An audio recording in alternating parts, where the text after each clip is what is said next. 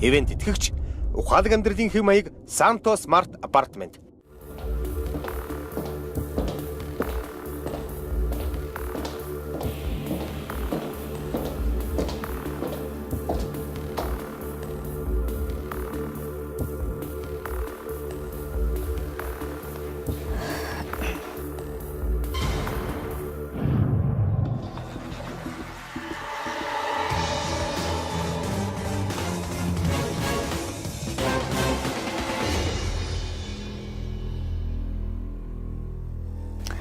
Сайн бацгаана уу? Намайг Чагдгагийн Батцаг гэдэг. Би органик саван хийдэг. Shark Tank нэвтрүүлэгт гэлгэрэм нэртэй органик савангийн үйлдвэрийн төслөөр оролцож байгаа. Манай гарааны бизнесийг дэмжиж 65 сая төгрөгийн хөрөнгө оруулсан Shark-д үйлдвэрийнхээ 15%-ийг хязгааргүй хугацаагаар эзэмшүүлэх саналтай байгаа. Өнөөдөр дэлхийн хүн амын 40% нь харшлын өвчтөй. Би тэдгэр хүмүүсийн нэг нь. Өнгөрсөн жил манай улсад 65 мянган шинэ хүүхэд мэндэлсэн. Тэдний 90% нь арьс харшлын диатез өвчтөд төрсөн. Миний охин тэдгэр хүүхдүүдийн нэг нь. Харшлын өвчтөй хүмүүс гоо сахны бүтээгдэхүүнд их мэдрэг байдаг. Жишээ нь би гараа энгийн савангаар угаасны дараа миний арьс захтанж улааж харшилдаг, зовир илэрдэг. Энгийн саван гэдэг маань химийн гаралтай саван гэлж. Химийн гаралтай савн нь арьсны хэр бохирдлыг нэм бактерийг арилгахтаа үнэхээр гаргууд. Гэхдээ бидний арьсан дээр байх ёстой тосон хамгаалтын бүрхүүлийг арилгадаг. Энэ бүрхүүл арилснараа арьсны чийг агаарт ууршина, арьс хуурайшна, таталтна, хөгшрөн. За мөн хамгаалтгүй болсон арьсаар халдвар авах. За мөн харшил өдөөгдөх. Үүнээс гадна өвчний зовиорууд улам даамжрах гэсэн ийм аюултай байдаг. Тиймээс хэн бүхэн за тэр дундаа харшлын өвчтөй хүмүүс зөөлөн чанарын шүлтлэг багтай нэг үгээр хэлбэл байгалийн гаралтай органик бүтээгдэхүүн хэрэглэх зайлшгүй шаардлага бий болж байна. Би бол жирийн монгол ээж, дундаж орлоготой эмэгтэй. Би органик савн зайлшгүй хэрэглэх шаардлагатай хүмүүсийн нэг. Гэхдээ органик савн энгийн савнгаас 5 дахин өндөр үнэтэй байдаг учраас байнга авч хэрэглэж чаддаггүй байсан. Би химийн гаралтай бүтээгдэхүүнүүдээс үнэхээр хайдаг. Бидний өдөр тутамдаа хэрэглэдэг хүнс, гоо сайхны бүтээгдэхүүнд үе түмэн ахуй химийн бодисууд агуулгадаг. Тэрэн дотор аюултай химийн бодисууд маш олон бий. Тэр бодис маш бага тунгаар ордог. Нэг удаа хэрэглэхэд мэдэгдэхгүй. Гэхдээ өдөр болгон эмнээс илүү тогтмол цагаар насан туршдаа тууштай хэрэглэснээр нэг өдөр харшил, хавдар, ургийн гажиг зэрэг өвчний шалтгаан болдог. Бидний үр удамд удамшдаг. Тийм учраас бид нар ядаж өдөр болгон хэрэглэдэг бүтээгдэхүүнээ гар нүрийн савангаа эрүүл байлгах ёстой гэж би боддог. Тиймээс би өөртөө охиндоо гэр бүлдээ зориулж органик савн хийхийг хүссэн. Энэ савн маань сайхан үнэртэй, сайн чанартай, байгальд хоргүй, хамгийн гол нь боломжийн үнэтэй байгаасаа гэж хүссэн. Миний хийсэн тэмээний чүмхтэй савн харшилтай хүмүүст маш сайн тохирч байгаа. Би Монголынхон харшилтай сая 250 мянган иргэнд энэ бүтээгдэхүүнээ хуваалцахыг хүсэж байна. Хэрвээ өнөөдөр бид нар энэ цаг мөчид санаа нэгдээд миний бизнест хандрах юм бол ирээдүйн хойч үе харшлын өвчлөлөөс хамгаалахад үнэтэй хувь нэмэр оруулж нийгмийн хариуцлага бахархалтайгаар биелүүлэх болно гэж би амлаж байна. Баярлалаа. За би өөрийнхөө танилцуулгыг хийж дуслаа. Тэгээд та бүхэнд асуулт байвал би туртай хариулах болно. Сайн байна уу Батцаг? Сайн байна.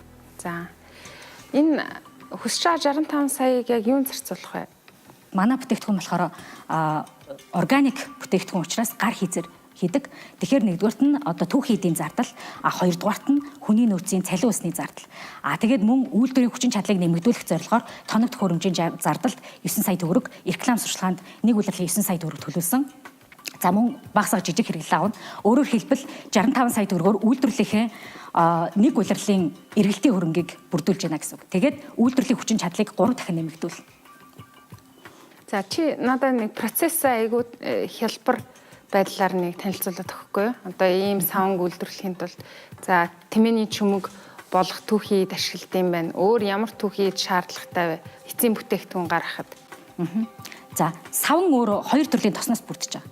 Нэг нь савнжих тос, нөгөөх нь савнжихгүй буюу одоо үл савнжих тос тийм ээ. Тэр нь суперфат гэж нэрлэдэг. Тэгэхээр савнжих тос бол юунд хамааралтай гэвэл тэр тосны чанар нь өөрөө тухайн саванг илүү сайн хөөсрөлттэй байх, илүү нэм бактери устгадаг байх, илүү цэвэрлэг чанартай байх, хадгалтын хугацаа урт байх зэрэг нөлөөлдөг. За ингээд тосоо натрийн шүлтээр савнжуулсны дараа хоёр дахь процесс нь баяжуулах процесс. Энэ нь өөрөө үл савнжих тос буюу үнэтэй тос, одоо эфирийн тос тийм ээ үнээр оруулж байгаа. За мөн одоо өнгө оруулж байгаа эмийн ургамлууд гэдэг ч юм уу. Үйлчилгээг нь сайжруулах зорилгоор хийж байгаа суперфат буюу угаасны дараа гарын арьсан дээр үлдэх тэр тосыг баяжуулалтын тос гэж байна. Тэгэхээр энэ дараа нь баяжуулалтын процесс явагддаг гэсэн үг. Чи өөрөө ямар мэргэжилтэй хүн бэ? За би бол англи хэлний багш орчуулагч мэргэжилтэй. Зах зээл нийлүүлээд эхэлсэн юм уу? Зах зээлд нийлүүлж эхэлсэн. Бид нар одоогоос жилийн өмнөөс эхлээд судалгааны ажлаа явуулаад 6 сарын өмнөөс аль бие сур худалдаанд гаргасан. Өнгөрсөн 6 сарын хугацаанд 5000 гаруй ширхэг савн борлуулсан. 27 сая төгрөгийн борлуулалт хийсэн. 4.3 сая төгрөгийн ашигтай ажилласан. За мөн одоо манайх бүтээгдэхүүнээ сүүлийн сард борлуулалтын суугаа 5 дахин нэмэгдүүлээд Монгол улсын хэмжээнд 100 гаруй цэгт бүтээгдэхүүнээ худалдаж байгаа. Нэг ширхэг бүтээгдэхүүнийг 5500 төгрөгөөр зардаг. За энэ нь болохоор манай өрсөлдөгчдийн бүтээгдэхүүнээс 20-70% хямд үнэтэй гэсэн үг. За би тэгээ та бүхэнд бүтээгдэхүүнээ танилцуулъя.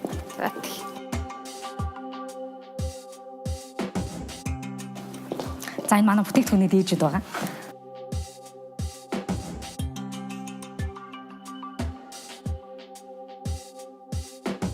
Танис манай брендинг гол бүтээгдэхүүн.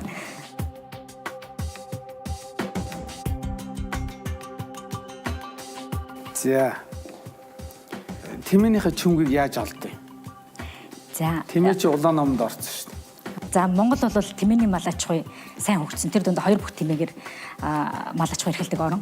За говийн хүмүүс болоод Улаанбаатар хотод Гуанз ресторан гэж нэрлэдэг тийм ээ. Хоолны газар, зоогийн газрууд зам бууз хийдэг үйлдвэрүүд тэмээний махыг тодорхой хуваар ашигладаг. Тийм учраас одоо чинь хүчит жонхорс зах дээр өдөрт ер нь 2-3 тэмээ нядлагддаг. За тэрнээс 4-8 ширхэг чүмэг гардаг. Нэг чүмэг тутмаас бид нар 100 г тос авдаг. Тэр тосоо 3 чанарт хуваадаг. Өөрөөр хэлбэл боловсролтын технологийн хувьд ангилдаг гэсэн үг. Би яг тэгвэл тэмээ улаан номонд орсон. Би өөрөө одоо сайн дураараа тэмээ өсгөдөг. Тэгээ одоо өдөр болго 2 тэмээ холгаад алддаг байхгүй. Тийм үү. Тэгэхээр одоо яг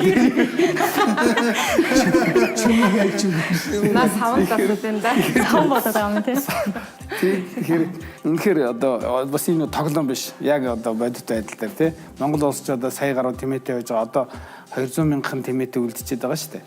Тэгээ одоо нэг жоох өсөх еврогоо хандлага явж байгаа байхгүй. Тэгэхээр нөгөө нэг мэдээж тэмээний чөмөг илүү юутай байж магадгүй. Тий одоо савн хийгч юутай байж магадгүй. Ганцхан нөгөө талд нь юу сонсогч юм гэхээр нөгөө нэг 20-т юм болж байгаа юм уу гэдэг. Төгөөд байхгүй. Хоёр дахь нь болохоор өрсөлдөгч юунаас айгүй хямдхан юм ээ 30-аас 70% хямд гэж шүү дээ. Тэгэхээр чиний юу чинь хямд болоо тийм хямд гаргаж байгаа. Өрсөлдөгчдийн хувьд гэвэл манайх зөвхөн савн хийдэг. Манай ихэнх өрсөлдөгч нар гоо сайхны олон нэр төрлийн бүтээгдэхүүн үйлдвэрлэдэг. Бид нар 6 сарын өмнө өөрийнхөө бизнесийг 14 сая төгрөгийн зээлийн санхүүжилтээр эрхэлсэн. Нэн тэргуунд түүхийдээ аль болох хямд үнээр боломжийн хэмжээгээр чадах хэмжээгээр татахыг хичээсэн. За мөн сав баглаа бодлыг олон янзын бүтээгдэхүүний сав баглаа бодол биш зөвхөн нэг төрлийн сав баглаа бодолд хямдруулж одоо харилцагчтайгаа тохиролцож хямдруулсан. За мөн бид нэр зар сурчлагынхаа зардлыг чадах чинээгээр хэмнэсэн. Чиний савнд ордог түүхий эдий чинь орцоор нь хөвөл хамгийн их ордог юм нь юу? Орцоор нь хөвөл хамгийн их ордог юм нь далдуу модны тос. 100 г савн далдуу модны тос хэдэн хувь орох вэ? За ойролцоогоор 70%. 70%. Тосон бүтээгдэхүүний 70%. Тий. Тэгээд энэ дээр бид нар ийм судалгаа хийж байгаа. Манай түүхий эдийн 90 гаруй хувь нь импорт тос.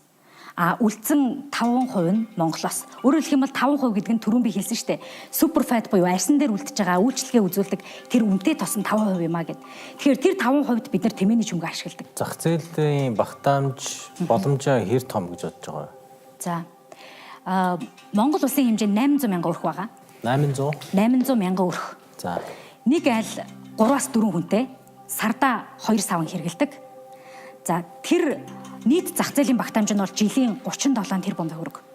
Энээс манай савнг худалдаж авах чадамжтай хүмүүсийг сарын 900 мянган төгрөгөөс дээш орлоготой өрхүүд гэж үзэж байгаа. Энэ нь 300 мянган өрх айл буюу 22.6 тэрбум төгрөгийн жилийн эрхлэлтэй зах зээл байна.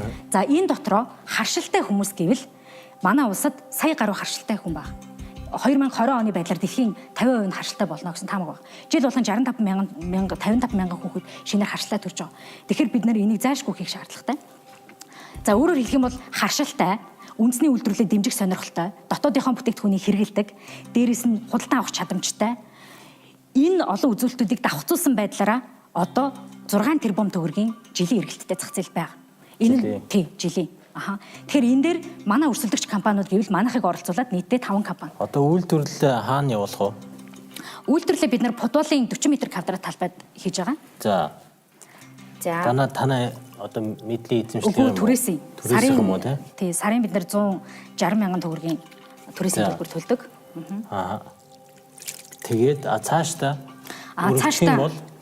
өргөжих юм бол эхний ээлжинд үйлдвэрлэлийнхаа хүчин чадлыг 3 дахин нэмэгдүүлэхийн тулд 40 м квадрат болгож 1 дахин томсгоно гэсэн тооцоолтой. Тэр байр нь тодорцсон юм уу? Тийм тэр одоо адилхан Подвалын талбай. Тэр чинь хамгийн боломжийн хамгийн хямдхан. Хамраа ямар мэдрэмж төрж байна? Уу яг нь савн үлдэж байна. Өнөр нь сайхан юм байна. Гар зөөлхөн болж байна. Одоо болж байна л гэж хэлээ да. Одоо хөрөнгө оруулалтаа аваад дараа жил одоо үйлдвэрлэлээ өргөжүүлээд дараа жилийн борлуулалт хэд төрөх вэ? Төсөөл хэд байна? Борлуулалтоо бид нар зах зээлийнхаа 2% эзлэн гэж тооцоосон баг. Төгрөгөөр? За төгрөгөөр бол 396 сая төгрөг. 300 за 400 сая. Тийм 400 сая төгрөг. Ашигын марж хэд байх вэ? 20%. 20%. Тийм нэгж бүтээгдэхүүнээс хөрөнгө оруулалтын дараа ашиг сая орчим гэсэн үг. 1100 төгрөг. Чиний цэвэр ашиг чинь 20% юм байна те. Түрээсийн төлбөр төмөдөд 50 заруулсныхаа үсэнд хэдийг төлдөг вэ? Нэгж бүтээгдэхүүнээс 990 төгрөг. Борлуулалтын хэдэн үйл чи? 18. Хүн зарж өгöd 18% ашиг аваад чи ажлыг хийгээд 20% ашиг юм байна шүү тийм үү? Тий, ер нь бол борлуулалтын шимтгэл 18%, үйлдвэрлэлийн ашиг 20%. Зарж өгч байгаа хүн бол яг чамд адилхан. Яг үнэ. Зүг. Тэгэхээр нэг борлуулалтын зөвч 20 бараг 20% чи авчиж байгаа юм байна шүү дээ. Өөртөө чи одоо тэрийг буулгах гэж багасгах гэж үзсэн үү? Одоогор манайх нөө бага хөрөнгөөр ихэлсэн учраас өөрсдийн өрсөлдөгч компаниуд чигээ нэрийн барааны дэлгүүр ажиллах боломжгүй байгаа. Энэ дээр их зардал орж ийн гэж үзсэн. Тэгээд цаашдаа бол бид нар нөө юугаар алтчин бөмбөр тэгээ манай савж харьцангуй хямд үнэтэй шүү дээ. Тэгэхээр алтчин бөмбөр гэсэн худалдааны төв дээр өөрийн гэсэн лангуутай болох төлөвлөгөөтэй байгаа. Тэгээд экспортод зориулж бас бид нар тусдаа бүтээгдэхүүн хөгжүүлж байгаа. За сайн байна уу цэцгээ? Сайн байна. Энэ сав баглаа бодлын зардал чинь нийт өртгийн хэдэн хувьд байна? За сав баглаа бодлын зардал энд манай бүтээгдэхүүний хөгжүүлэлтүүд байж байна. Одоо тэгээ 6 сарын өмнө бид нар будааны утанд хийж савнгаа зардаг байсан. За тэгээд дараа нь цагаан сарын баяр тохиолдсон учраас цагаан сард зориулаад ийм бэлгийн савлгаатай баглаатай хийсэн. За одоо болохоор бид нар ийм үнэртүүлэгч нөхтэй маш энгийн гар ажиллагааг хөнгөвчлөх ийм савлгааны шийдэлтэй байгаа. Нэг ч савлгаанд 300 төгрөг зарцуулж байгаа. Чамд тэгээд одоо энэ түүхий тогтмол нийлүүлдэг түнш байна уу? Эсвэл гэрээ хийцэн байд юм уу? Яад вэ одоо гол түүхийд далдуу мод гэдэг шүү дээ, тийм. Энийг яаж авдیں? Хаанаас авдیں? Хэдээр авдیں? За манай хамтрагч би 2 хамтрагчтай гурлаа. Манай нэг хамтрагч маань биотехнологич мэрэгчлээ. Солонгос улсад биотехнологиор магистр хамгаалсан. Одоо ургамал газар тариалан эрдэм шинжилгээний хүрээлэнд эрдэм шинжилгээний ажилд хийдэг. Тэр охин маань бүтээгдэхүүнийхээ хөгжүүлэлтийг хийдэг. Туршилт судалгаагаа хийдэг. За мөн тэр охин маань анх Солонгос сурж байхдаа энэ савнгийн технологиг өөрөө оруулж ирсэн. Одоо өөрөө худалдан авалтаа хийдэг. Солонгосын Herpara гэдэг компаниас төг хийдэ авдаг. 1 кг-ыг нь 5600 төгрөгөөр авдаг. Монгол мөнгөөр. Юу далдуу модны төсөө юу? Тийм. Би харин гайхаад байна л да. Амар үнэтэй авдсан байна далдуу модны төсөйг. Манайх далдуу модны төс үнэхээр асар хэрэгэлдэг байна. Бид нар бол манайх өндөр байна уу? Юу надад болоо танах юм хямдхан гараад байгаа юм бэ гэдгийг би ойлгох гээд асуугаад байна л да үүний хувьд.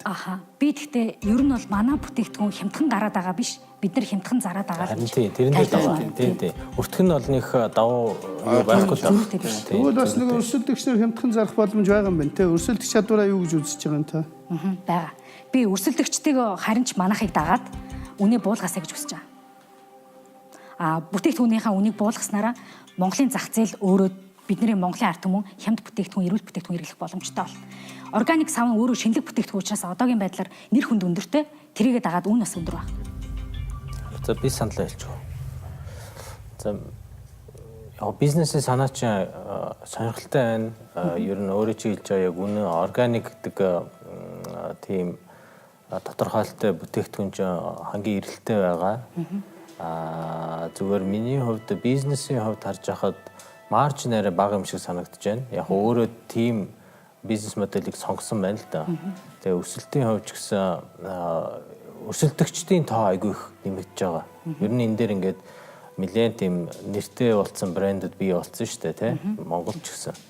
Тэгэхээр тэднэртэй өрсөлдөхэд тэднэр өөрийн чинь бизнесийг бол хамаагүй том яг нөгөө маркетинг зардлаараа бол ер нь цогцох юм харагдаж байна л да.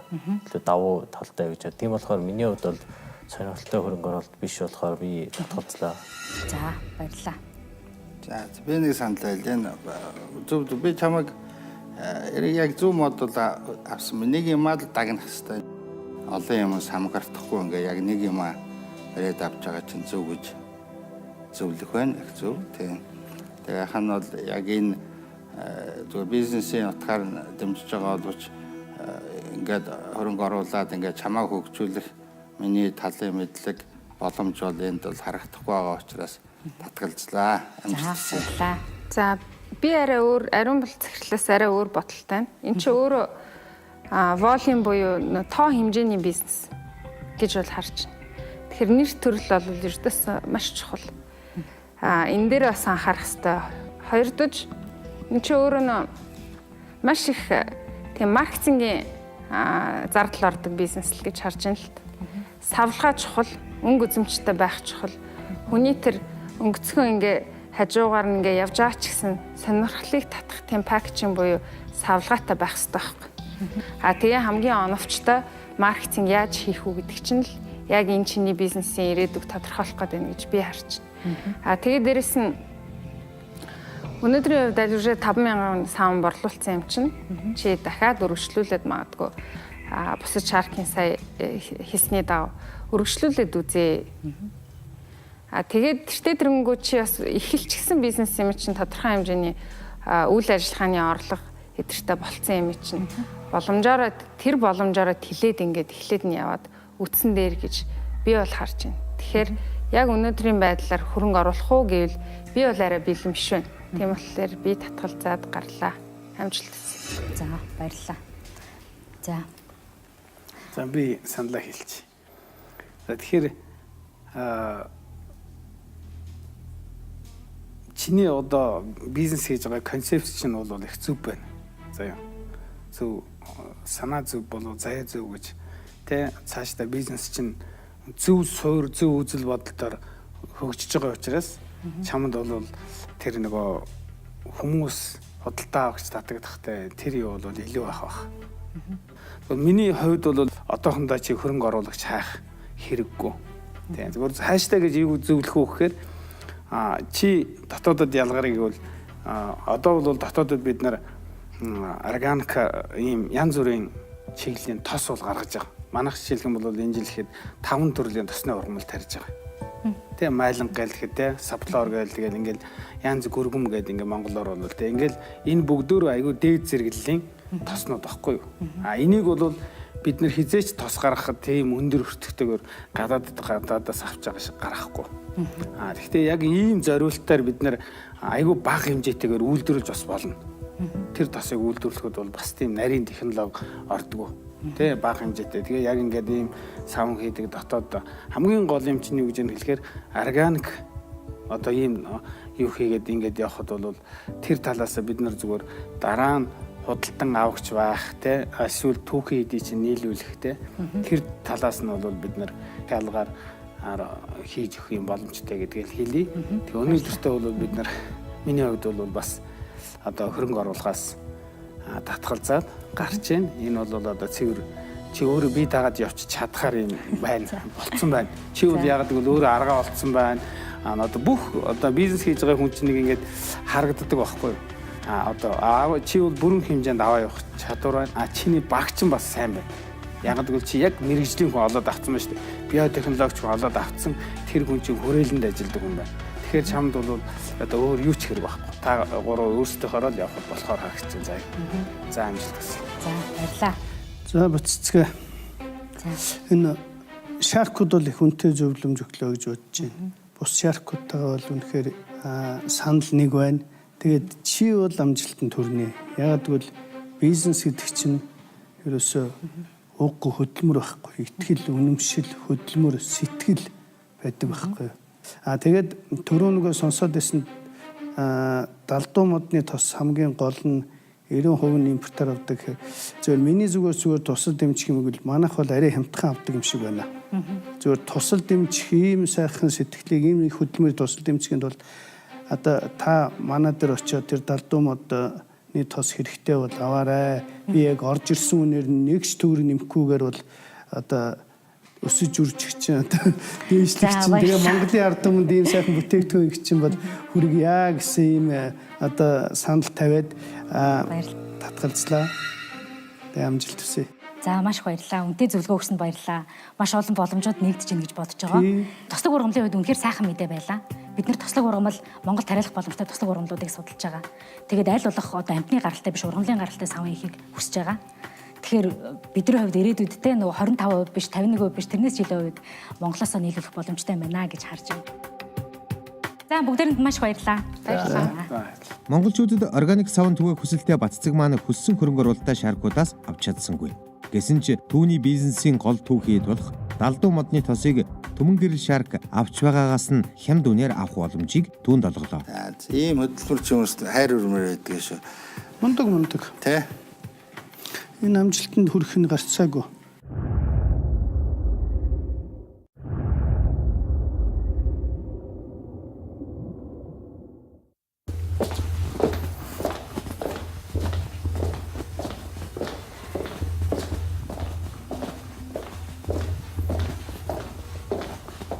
Сосрох. Захаа суулгач.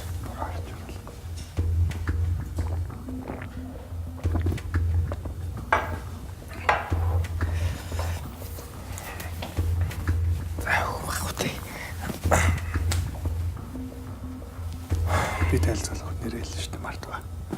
Мантаг гэдэг.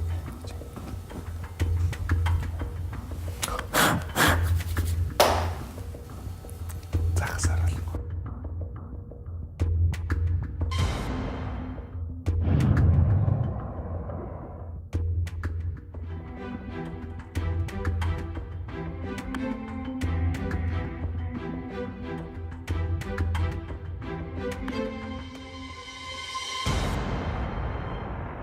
Сайн байна шаркуудаа. Намайг мантах гэдэг. Намайг Инхчин гэдэг. Өнөөдөр бид нэр компанийнхаа 30%-ийг 50 саяар санал болгож байна. Бид нэр юу хийж байгаа гэхээр бид нэр болохоор хоол үргэлжлэлтийн аппликейшн, Ями нэртэй аппликейшн хийж байгаа. Энэ дээр юу авах вэ гэхээр ойр хавьд чинь байгаа бүх ресторан, цайны газрын бүгднгийнх нь мэдээлэл орох юм. Дээрэс нь юу авах вэ гэхээр та нар ресторанд орохоос өмнө доторх орчны 360 градусаар яг энд байгаа юм шиг видео болон зургаар төрүүлээд харж боломжтой. Хүмүүсийн сэтгэлээр нь харж боломжтой. Дээрээс нь хоолны меню болон цэсийг харж боломжтой. Хэрвээ одоо 30 минут өдрийн цайны цагаар гарвал дуртай ресторанынхаа ойр хавьд байгаа хоолоо захиалчаад, ширээгээ захиалчаад ороод шууд би хоолоо идээд гарч боломжтой. Нэгсэндээ энийг бол маш их цаг хэмжээ. Хэрвээ офисоос гарч уулзалтаа байх үед юу хийж болох вэ гэхээр шууд хоолоо, өссөн хоолоо захиалаад идэх боломжтой гэсэн. Өөрийнхөө офис дээр даваа талын хувьд болохоор ороод хоолоо захиалж идэхэд бол байнга 5% өнгөлтөө байна. Ямар ч хүнд. Хэрвээ хоолоо үргэлжлэлтэйгээр захиалахад бол 10% өнгөлтөө байна байнга. Нэгсэндээ энэ бол ялгарл даваа тал нь болно. Ресторанны хувьд ямар даваа талтай вэ гэхээр ресторанууд өнөөдөр яг өөрсдөө логистик, өөрсдөө хүргэлт, өөрсдөө одоо ажилтаа аваад машин аваад төслөө явна гэхээр маш их зардалтай болдог. Тэгэхгүйгээр одоо сүүлийн үед бол дундын эдийн засаг shared economy дундын ийм хөргөлтийн систем бол маш их алдартай болчиход байгаа. Тэгэхээр бид нэр тэрийн рестораныг шийдэж өгч байгаа. За нэг ийм тавчхандаа нэг иймэрхүү байна. Тэгээд бид нэр аппликейшн дээр танилцуулъя юу яа. Shark Tank нэвтрүүлэгт аппликейшн санаачилж хөгжүүлж буй залуус ихэд хандж байгаа. Тэдний нэг болох мандах ингч нар өнөөдөр өөрсдийн хөгжүүлж буй аппликейшнээ танилцуулахад бэлэн болоод байна. Тэд бусдаас шинэлэг байж шаркуудыг бизнестэй татан оролцуулж чадах болов уу? Анхны демо хувилбар дээр байна. Тэгэхээр энэ дээр одоо давчгаа харуулхад бол жишээ нь А цаавал гэж орлоо. За энэ дээр бол одоо чинь рестораны меню энэ дээр харагдаж байна. Энэ телевиз дээр харж байгаа бол А цаавал дээр одоо би жишээ нь за энэ хоолноос 3 эзэхэлээ тий. 30,000 төгрөг. За тэгээ захиалах гэх оронгууд. QR кодоор одоо уншдаг банк болгон дээр нэг хийж болж байгаа. Тэгэхээр одоо хас банкны QR Pay, голомтын social pay, хаан банкны Q Pay. Тэгээд ингээд шууд одоо ямар шат амжлаггүйгээр шууд аппликейшнээс тооцоогоо хийгээл нууц үгээ хийгээл ингээд захиалаад идэх боломжтой.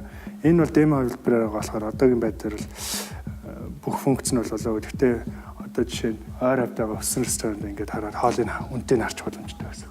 Мэдээж өөр нэг даваа тал нь юу гэхээр доторх 360 градусын орчин гэсэн шүү дээ. Тэр нь болохоор менюн дээр орлоо. 360 руугаа би орлоо гэхэд за энэ вижен дээр одоо харагдана.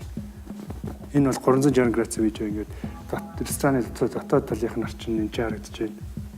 Одоо хэрвээ VIP өрөөтэй арай өөр орчинтай байх юм бол ингээд бүх рестораны орчныг тэр чигээр нь харуулчих боломжтой. Энэ бол хамгийн бага менюний хувьд болохоор өөрөөр багцтайгаар бид гарах. Энэ бол хамгийн энгийн одоо жишээ нь менюний хэсэг нь байх жишээ. За дараагийн агсан төвшнийх нь болохоор мэдээж энэ хоолныга зурагтай тий. Ийм байдлаар. Тэгэхээр төлбөрийн хувьд бол шууд үсрээд аппликейшн руугаа банк ямар ч банк руугаа үсрээд ороод шууд хийж болж байгаа. QR кодоор уншдаг бол. За нэг товчондоо юм байна. Анхаарал тавьснаар баярлалаа. Яг одоо ийм хүргэлтийн үйлчлэгээ одоо үзүүлдэг нэг ганц хоёр апп ер нь гараад ирсэн бараг жил гаруй болж байгаа шүү дээ. Тэрнээс юугаараа даваа талтай? Тэр их сул талууд байгаа л да. Нэг нь 3 жилийн өмнөөс, нэг нь 2 жилийн өмнөөс дээр явсан аппликейшн байгаа. Ерөөсөн нэмэлт хөгжүүлэлт ерөөс хийгдээгүй. Тэгээ хэрэглэгчийн интерфейс тал дээр жоохон тааруухан ашиглах жоохон хүнд. Одоо орчин үеийн сүүлийн 2-3 жил бол нэлээд гой шийдлүүд гаргасан. Тэр шийдлүүдийг оруулаагүй. Яг хуучны л програмчлалын юугаар яваад байгаа юм л та. Тэгэхээр манайх энэ дээр бол хэрэглэгчийн яг харагдах талаасаа, ашиглагдах талаасаа дээрээс нь шин 360 видео эдрийг оруулаад аль болох хамгийн орчин үеийн байлгах үүднээс нь яаж байгаа. Одоо та нар энэ аппликейшнаа гаргаснаар хөргөл толгоноос хэдэн төгрөг авах юм? Бид нэр бүх хөргөлтөн дээр ресторанаас 10% хөнгөлт үзүүлэх гэж хэрэглэгчтэй. Тэгэхээр танаа орлогочин гол орлогочин юунаас орж ирэх вэ? Энэ аппликейшнийг одоо жишээ нь менюний харагдсан байдал дээр бид нэр ресторанаас сар болгон хураамж авъя гэж. Тэгэхээр бид нэр бол сар болгон 20 30 40 гэдэг багц гаргацсан. 20 мянган багцсан болохоор маш энгийн одоо энгийн харагдцтай жижигхэн гуанзнууд орчин. Тэдний даваа тал нь юу гэхээр хүргэлтээ хийгээл борлуулалт нь өсчихсэн. Бидний 3 сар бол угаасаа үнэгээ хэрэглүүлнэ. Ороосон гуанз ресторануудаа. Тийм байдлаар одоо жишээ нь 30 мянган багцсан гэхэд бол мэдээж меню нь сайн харагдсан, сайн захиалга нь яг захиалга байдлаар орцсон. Явна 40 мянгийнх нь бол мэдээж бид нэр 360 видеого оруулах байдлаар явна. Хөрөнгө оруулалтаа одоо юун зарцуулах юм? 50 сая бид нэг жилийн үйл ажиллагааны зардал гэж харж байгаа. Ерөнхийдөө 30 сая яг цэвэр маркетинг борлуулалтад оруулна. Үлдсэн 20 саяны юунд орох вэ гэхээр мэдээж үйл ажиллагааны зардал, ажилчдын цалин, нэмж хүмүүс оруулах тийм байдлаар зардал зарцуулах юм байна тийм үү? Үйл ажиллагааны зардал зарцуулах. Одоо ресторан гуанзууд байна гэдэг байгаа шүү дээ. Тэд нэр хэр зэрэг хүлээж авч байгаа тийм судалгаа байна уу? Яг энийг бол ингээд би найзуудаасаа нэг 300 400 найзаас бүгд ийм үйлчлэгээ авна гэж байгаа. Ресторануудын хувьд болохоор яг хүргэлтээ их гэхээр өндөр зардалтай байгаа. Ийм хүргэлтийг дунд нь хэрвээ та баг зардлаа шийдээд тэгвэл орой гэсний 30 ресторан бол байна. За сайн байна уу? Сайн байна уу? Танай энэ аппликейшн хөгжүүлэлтийнхаа хэдэн хувь дээр явж байгаа вэ? За яг бүтээгдэхүүн болгоё гэвэл нэлээд дутуу байгаа. Яг нэг production үйлбэр яг хүний гарт хүргэе гэвэл яг энэний цаана хүргэлт болгоныг алдахгүй хүн болгонд мэдээлэл маань яг үн зөв очихын тулд яг нэг орчин үеийн Google-с гаргасан шинэ Firebase гэдэг нэг шинэ технологийн юм ашиглаж байгаа. Тэгэхээр тэрнийг ашиглахад бол тэрэн дээр бол нэлээд их ажил орно л доо. Тэгэхээр 40% тэл гэж бодож байна. Мэдээж Android-ийн аппликейшнийг бичээгүй байгаа. Тэгэхээр ресторанууд чинь айгүй олон апыг сонголттой болчихлоо шүү дээ. Тэгэхээр одоо тэд нэр ресторанууд чинь дараа нь та нартай гэрээ хийхгүй дахиад нэг ап гарч ирээд дахиад та нартай гэрээ хийхгүй дараа жил гэрээ хийхгүй гэл яах вэ? Яг дотоодын зах зээл дээр бол одоо маш цөөхөн бас тийм яг тэр чиглэлээр байгаа. Тэгэхээр бид нар бол тэн дээр бол аль болох энэ платформ аль болох тусалж нь хөгжүүлээд хажуугаар нь мэдээж хүргэлтээ цагт нь яг найз дөргөд ивэл босд нь бол гайгүй байх гэж бодож байна. Яг үндэ сэтгэл нь сайн байлтай тавил. Тэр л хамгийн хэцүү хэсэг нэг юм борлуулалт хүргэлтээр. Зах зээлийн багтаамжаа хийдэг гэж одоо жишээл Улаанбаатарт хэдэн ресторан байдгийг тий. Мэдээж хэрэг ресторан болгон гаанз болгон танаа хүргэлтийн системэд хамрагдахгүй л байх. Ресторан болгон сарын 20-30 мянган төгрөг төлнө гэж байхгүй л байх. Та нар тэр багтаамжаа хийдэг гэж тооцоосон байна. 3,000-аад ресторан эсвэл үйлчлэгийн газар байна л да. Бид нэр 800 дээр л авъя гэж харж байгаа. 800. Өөрөөр хэлбэл 800 тэр 800 тоодороо хэдэн жилийн дараа хүрэх юм? 3 жилийн дараа. 3 жилийн дотор 800 хүрэх юм байна тий. За 100 компани 167 сая төгрөгөөр үнэлсэн байна л. Нийт компани 100%. Тэгэхээр яг энэ ямар үнэлэлтээр ийм үнэлгээнд төрчихв? Гэтэл аппликейшн маань хөгжүүлэлтийн 40% дээр л явж идэг. Нэгдүгээрт манай баг гэж хэлж байсан л да. Одоо энийг босгож ирэхэд бол технологи талаас бол ямар ч асуудалгүй толцсон аппликейшн босч байна. Хоёрдугаарт болохоор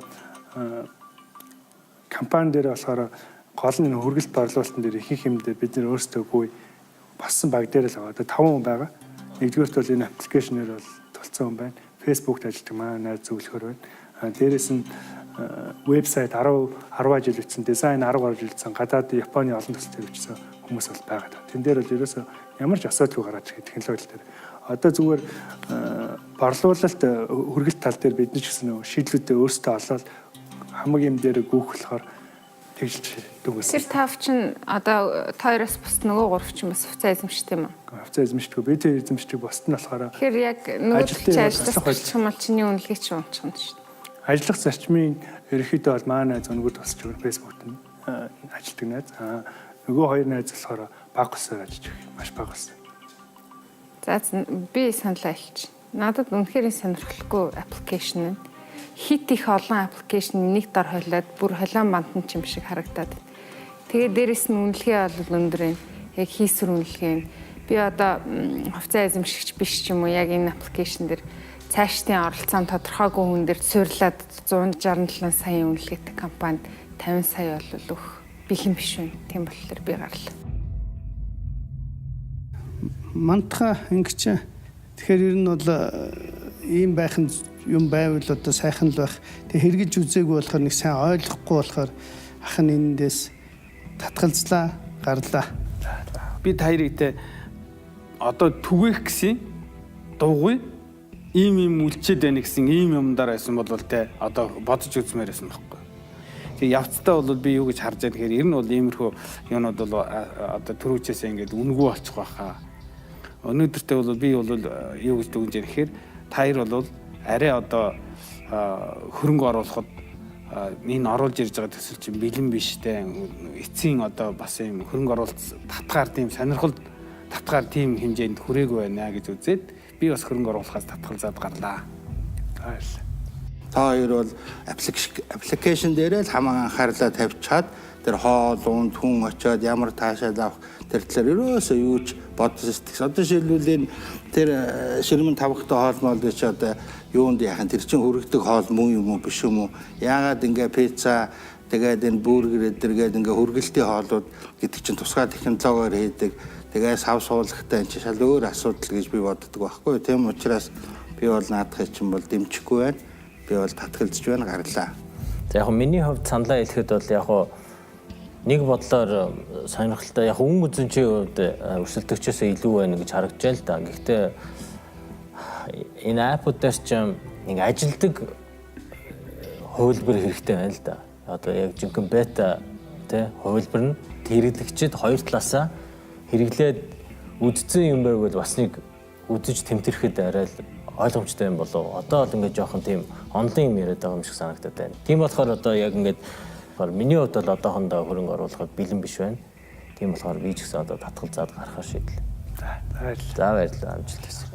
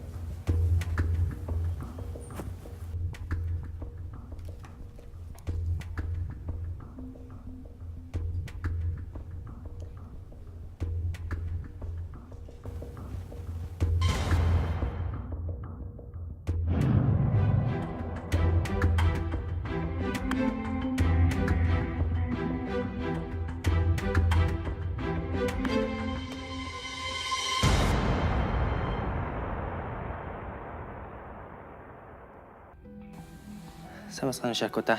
Ингээд та бүхэн тэн өдрийн мэндийг хүргэе. Та бүхэнтэй уулзч байгаадаа баяртай. Намайг Бат Орших гэдэг Headpro компани үүсгэн байгуулагч. Манай компани 2016 онд үүсгэн байгуулагдсан байна. Өнөөдөр та бүхэнд компанийнхаа 20%-ийг 90 сая төгрөгөөр санал болгохоор ирлээ. Энэхүү хөрөнгө оруулалтаар бид нэр үйл ажиллагаагаа шинжилж, сайжруулж, төлөвлөх зорилготой бөгөөд одоо компанийнхаа одоо байгаа түвшнээс дараагийн түвшинд гарахын тулд энэхүү хөрөнгө оруулалт биднэрт томоохон түлхэж болно. За бид маркетинг зарчлагын зах зээлд шинэлэг бөгөөд үр дүнтэй ундаг дугаатай хөдөлгөөний зарчлагын үйлчлэгийг туршиж нэвтрүүлсэн үр дүнтэй боллоо. За энэхүү үйлчлэгээний давуу тал нь хөдөлгөөнтэй байшил харгалзахгүйгээр дурын байшил туршлагаа хийдэг.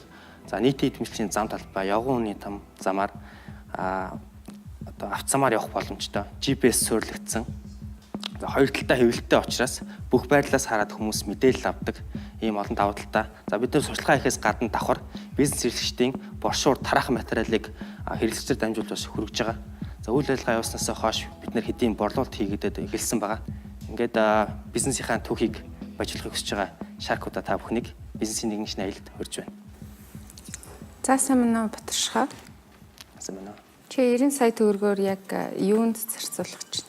90 сая төгрөгийн хөрөнгө оруулалт бол 30% нь бол бид нэр техник тоног хөрөмжийн судалгааны ажил зарцуулагдана. 70% нь бол үйл ажиллагааны зардлага гарч байгаа. Техник тоног хөрөмжийн судалгааг хийхэд л 27 сая зарцуулах юм уу те? Тий одоо шинжилнэ. Энэ хэсгийг бол тэр чигийг шинжилэх юм байна. Тэгээд зөвхөн нэг юуны хэсгийг самбартай хэсгийг энэ өөрөө бас нэг жоохон асуудал гарч ирсэн. Бид нэг жилийн хугацаанд ингээд туршаад үзэхэд тэгээд энэ асуудлыг бас шийдэх хэрэгтэй байгаа. Давхар одоо үйл ажиллагаа борлуулалтыг өсгөхийн тулд зайлшгүй үйл ажиллагааг төвлөрүүлэх шаардлагатай болсон. Нэг үйлчлэгээний сувгтай хахад бол борлуулалт хязгаарлагдмал болж эхэлж байгаа. Тийм учраас одоо хоёр шинэ үйлчлэгийг бид нар бас туршиж нэвтрүүлэхээр бас ажиллаж байгаа. За төрөөжл үйл ажиллагаа эхэлсэн юм. Одоогоор хэдэн харилцагчтай байгаа вэ? За манай компани үйл ажиллагаа явуулснаас хойш үндэсний топ 20 аж ахуйн нэгжийн 3 хамтарч ажилласан. За 2 технологийн стартап, 1 төрийн байгууллагатай харилцсан. Нийтдээ 10 байгууллагатай харилцсан байна. Одоо бид биднийг өнийгээс баггүй амжилт гэж сарж байгаа. За Өнгөрсөн жил 10 байгууллагатай харьцаа хэдэн төгрөгийн орлого олсон бэ? За орлогын хувьд бол 3 сая. Ингээд харахад бол бага юм шиг харагдаж байгаа боловч бид нар бол Facebook компани стратегтэй адилхан зах зээл шинэ бүтээгдэхүүн гаргаж иж үйлчлэг гаргаж иж байгаа учраас үнийгээ заавал зах зээлд таниулъя, дараа нь хэрэглээ олгоё, дараа нь ашиг олъё гэдэг ийм стратеги барьж ажилласан. Энийг жилийн хугацаанд. Энийг ингээд сурчлаад гадуур явахад хамгийн хүндрэлтэй нь юу байсан бэ? Хүндрэлтэй зүйл бол байгаа. Нэгт бол цаг агаар нөхцөл байдал байна. За бороотой үед ч юм уу те. Ийм бол бас яваад ах бас жага хүндрэлтэй. Гэхдээ бол баг зэргийн шивэрж байгаа үед бол явахд бол зүгээр өндөр азуулга. За нийтийн дэмжлэгийн зам талбайг бас манаас барилга орон сууц барих замаар устгаад байгаа нь бас манад нэг эрсдэл болж байна. За явган үний замаар явах гэхлээр явган үний замаа стандартаа мөрддөг. Нөгөө хогны сав, тэгээ гэрлийн шон, түүц тавьждаг тий. Тэгэхээр ерөөс ингээд хязгаарлалт зүйл байгаа. Гэхдээ бидний туршилтаар бол гол давуу тал нь нийт олон хүн цугларсан арга хэмжээний үеэр сурчлагаа хийхэд хамгийн үр дүнтэй сурчлагын сууг болж байгаа. Энэ бизнесийн санаа чинь хаана яаж төрсөн юм бэ? Яагаад энэ бизнесийг хий гэж бодсон? Тий. Анх бол сонгуулиар хийх явах гэж үзсэн. Тэгээд сонгуулийн хуулиараа хязгаарлагдаад тэгээд нэг бол бизнес болгосон. Гэтэ энэ маркетингийн зарчлагын зах зээлд ийм боломж байгаа гэдгийг хараад юутсан санаагаа хоосон санаа байгаад үнийгээ бол өөрсдөө анхныхаа хөрөнгө оруулалтаараа өөрснөө шидэд туршаад үзье. Үнэхээр болох юм бол нэмэлт хөрөнгө оруулалт аваад нэг цааш нь үржүүлье гэж бодсон. Одоо хэдэн дугуйтай? Одоо бол 40 дугуй байдаг.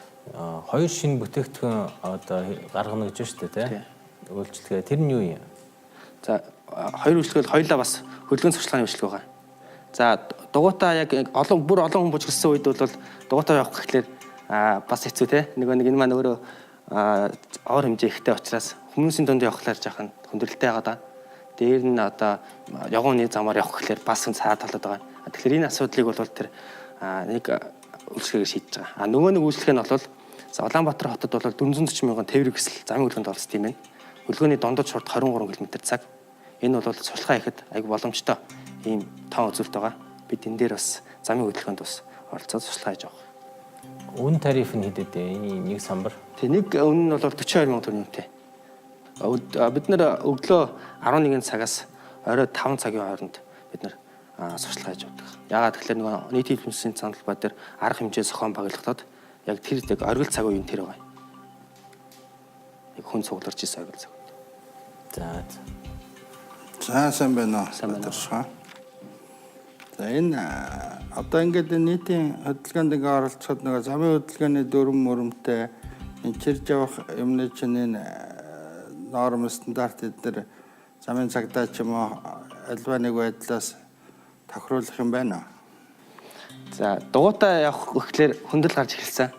Бид нэг явгооны замаарх явах гэхлээр яалтч явж чадах болчихж байгаа. Тэнгуудлаа нэг тэрэгцтэй иргэн явж чадах болгонгууд автомобиль нэг дээр нэгээр явдаг те. Яг тэрнтэй адилхан л бид нэг автомобиль нэг дээр нэгээр л явж байгаа. Тэгээд эрсдэл манай дугуй унж байгаа хүмүүст ажилчид маань эрсдэл үүсгэж байгаа учраас явган үний замаар явуулахаа болоод энийгээ зөвхөн нийтийн эвлэмжийн санал бодоор олон нийтийн арга хэмжээний үеэр ашиглая гэж байгаа. Нэг хамарсан ингээд арга хэмжээ гэж штэ тий. Тэнд одоо та нарыг оруулах тийм нөгөө арга хэмжээ зохион байгуулж байгаа хүмүүс чинь зөвшөөрөх үү? Эсвэл оруулаа гэхэд тодорхой хэмжээний төлбөр такс нэхэд байхгүй юу? Тэг яг Скватерын талбай дээр бид нэр захиалга ихэнхдээ авлаа. Бүх ихэнх захиалгуудаа. Тэгэхэд бол бид нарт ямар нэгэн хүндрэл гараагүй. Мишель Экспо дээр нэг хандаж үтсэн. Гэтэ нөгөө бас зөвшөөрөл авах шаардлагатай болж байгаа. Хашаан дотор туршлага хийх учраас тийм нэг асуудал гарсан. Энэ компани үнэлгээг 450 сая яаж гаргасан энэ компанийн үнэлгээг? За бид бол энэ санаагаа бол анх туршид үсгтээ бол боломж байгаа гэхлийг эхлээд харсан юм. Тэгээд туршиж үзээд үнэхээр энэ санаа бол цаашдаа бизнес болоод явах боломжтой юм гэж харсан. Тэгээд зах зээлийн бас боломж байна. Хэрэглэгчл байна. Тэгээд энэ үндсэн дээр бол компани гэж үнэлсэн байна. Ирээдүйн тэгээд борлуулалт ашигчин ямар шүү төлөвтэй байх юм? 18 онд бид нэр 80 саяын борлуулалт хийхээр төлөвлөсөн. Тэгээд ашигын маржин бол 12%. Яагаад гэвэл бид нар бол нэгэн үйлчлэг байгаа. Одоо нөгөө хоёр тушаад нэвтрүүлэх хоёр үйлчлэгээ хэрэг нэмэгдэх юм бол 19 оноос бол ашигын маржин бол 28 болж өснө. Тэгээд 20 онд бол бид нар 33 болгоод ингэ өсгөх төлөвлөсөн байна. 20000 төгрөгийн нэг одоо энэ хэдэн өнд төрөх юм? За яг ер нь бол анхаарал татах чадвар бол өндөр байгаа. Бид нар нөгөө явж явах үедээ бичлэг хийж үтсэн. Тэгээ нэг 10 тутмын бол 6 нь бол хараад байгаа. Гэхдээ яг нөгөө яг хэрхэн нөлөөсөн гэдгийг бол бас хэмжиж чадахгүй байгаа. Харин тэр чинь л чухал шүү дээ. Чамд ингээ сурчлага хийлгээгээд бүтээгдэхүүнэл борлуулалтаа өсгөх гэж л чамд мөнгө төлж байгаа шүү дээ. Тэгэхээр тэрний үр дүн ойлгомжгүй болохоор айгүй хэцүү байхгүй юу. Энэ 90 сая төгрөгийг ер нь ямар хугацаанд буцааж хөрөнгө оруулагч төлнө гэсэн бодлоо. 3 жилээ. Тэгээ 3 жилийн хугацаанд. Тэгээ яагаад ч болохгүй юм биш тийм чи жилд 80 сая төгрөгийн борлуулалт хийх гэхээр тэгээ 10% маржинтай гэхээр чинь 8 саяын л ашиг болоод байна шүү дээ. Шинэлэг хэлбэртэй энэхүү дугуйтай сурталчилгааны талаарх бүхий л мэдээллийг шаркууд авлаа. Одоо харин хамгийн шийдвэрлэх мөч буюу хөрөнгө оруулалт хийх хэсгээ шаркууд шийдэх гэж байна. Дугуйтай сурталчилгаа хөрөнгө оруулалт авч чадах болов уу? Яг мэдээж яг санаа зөв эрүүл тэгээд бас хотод гоё соёл гаргаж байгаа бол нэг бизнес болоод хөгжөөд өргөжөөд ашиг олоод хөрөнгө оруулалт татах хэмжээний юм төсөл биш ээ гэж би харж байгаа учраас татгалзаад гарлаа. За Батаршгаа миний хувьд бол яг эндээс бол үр дүнийг олж харахгүй байна. Хөрөнгө оруулалт ихэд хизээ эргэж ирэх нь тодорхой бус байна. Тэгэхээр үнтэй ч гэсэн үр дүнтэй юмд өгөх хэрэгтэй юм шиг санагдаад байд юм аа. Тийм учраас ахын татгалзлаа, гарлаа. Баярлалаа. За ер нь ямар ч хөрөнгө оруулагч яг доктортой бизнест л хөрөнгө оруулна л та. Тэгэхээр чи өнөөдрийн байдлаар зөвхөн одоо энэ л нэгэн бүтээгдэхүүнтэй байхгүй улирлын шин чанартай. Тэгэхээр өнөөдрийн байдлаар чиний энэ бизнес санаа бол арай боловсронгой болоогүй байна. Тийм учраас би бол одоо татгалцаад гарлаа. Тэгээ чамд амжилт хүсье. За баярлалаа. За ямар ч байсан одоо тийм нэг ингээл утаснаас салахгүй замаар явсан цуцтайгаа жарланд орсон цуцтайгаа байдаг залуучуудыг отоход тий юм санаачлаад хийгээд ингээд явж байгаа ч юм бол сайн байна заяа. Бас хийх гэж байгаа юм өөрийнхөө хэмжээнд олж хараад бас ингээд ирээдүгөө харцсан явж байгаа ч юм бол бас давуу тал. Чи бол одоо амжилтанд хүрнэ. Гэхдээ нэг энүүнийг ингээд хөрөнгө оруулаад том хэмжээнд хийх хэрэгтэй гэвэл тийм хэмжээнд одоо арай болоог байна заяа. Энэ тэндээс хөрөнгө оруулалт одоо шаардахгүйгээр чи өөрөө мөнгө босгож олох бизнес гэж би харж байна заяа. Түүнээс бол бүр ингээд бизнес болоод ингээд хүний сонирхолтуудад бүх хэмжээтэйгээр явна бол арай худлаа заяа. За ялангуяа чи хөдөлгөөнд оролцсон гэдэг бол хөдөлгөөнд хамгийн том саад болно. Тэгэхээр чи мотоциклтэй явжсэн ч 1000 шаардлага хангасан байсан ч замын цагдаа нар тохиол хажууд дэшээ зогсоогоод чиний өдрийн 42,000 төгрөгийг чинь 420,000 төгрөг болгоод торгоод ингэж явуулахгүй. Тэгэхээр энэнийхээ асуудлыг эхлээд шийдсэн дээр байх гэж бодож байна. Яг гэвэл эн чинь хөдөлгөөний дөрмөнд ийм сурталчилгаа хийж болно гэдэг заалт өгүүлбэрээр орж ижил энэ хууль ёсны болох байхгүй. Эн чинь бас чиний нэг бизнесийн энэ цаашны нэг одоо эрсдэл болж өгч байгаа байхгүй. Тэгэхэд ийм үүднээсээ бол энэ бол миний хувьд бол те одоо өнөөдөр яг ингээд хөрөнгө одоо оруулалтыг татах тийм сонирхол татах тийм бизнес бол биш байна гэж үзээд би бас хөрөнгө оруулахаас татгалзаад гарлаа. За амжилт хүсье заяа. За миний хувьд бол яг санаанууд таалагдж байна. Ер нь сурталчилгаан дээр ингээд нэг хүний анхаарал татсан юм бол айгүй чухал байдаг.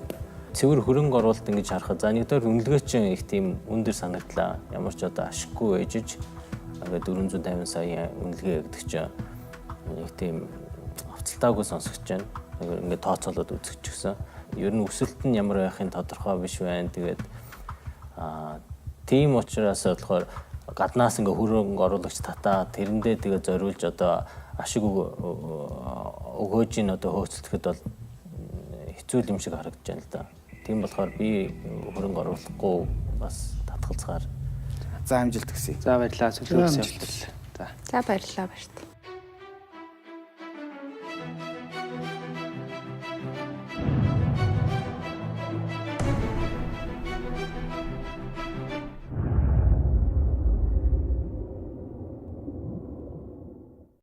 Нэвтрүүлгийн ерөнхий ивент тэтгэгч Хас банк амьдралд ашид хамтдаа.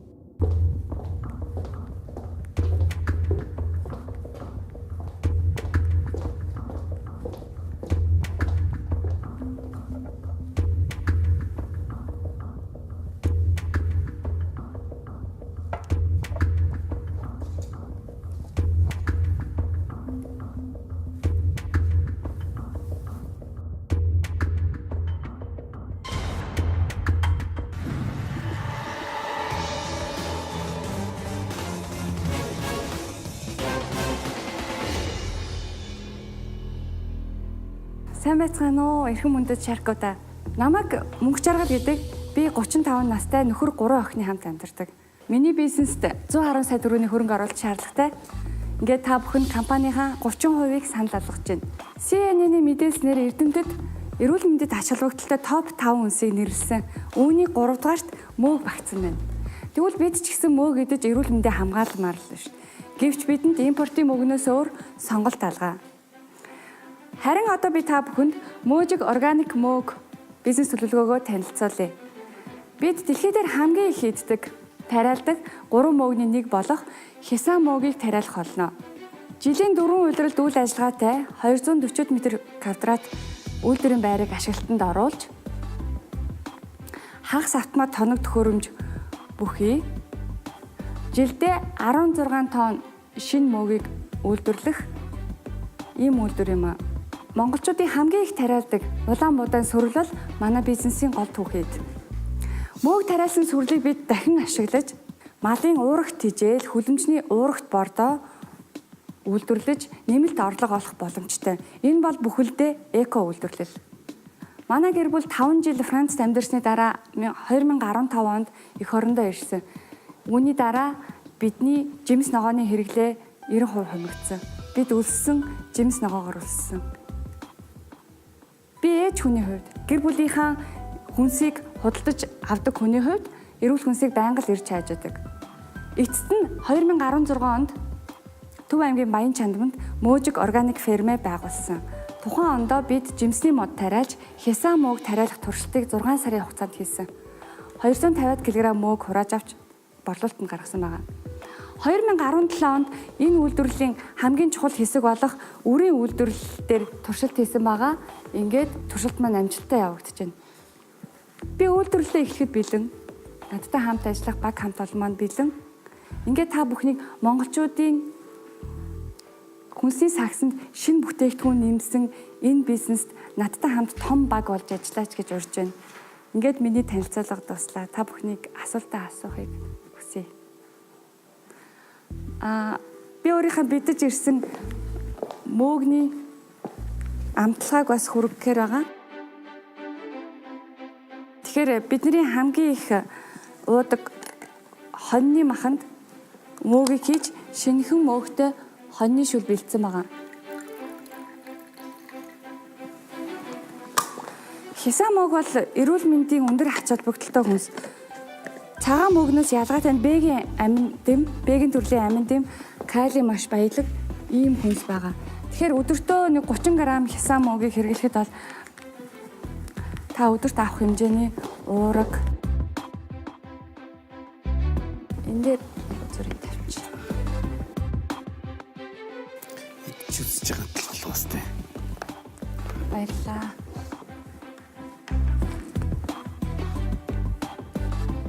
Мөөгийг дангаар нь шарсан байгаа.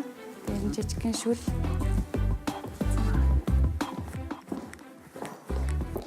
Сайхан шүлтэй. Гоё нөө. Гоё чи мөнгө намтал. Чахан дугаас идэж байгаа юм байна шүү дээ. Нэг дараа аяга олон мөөгтэй.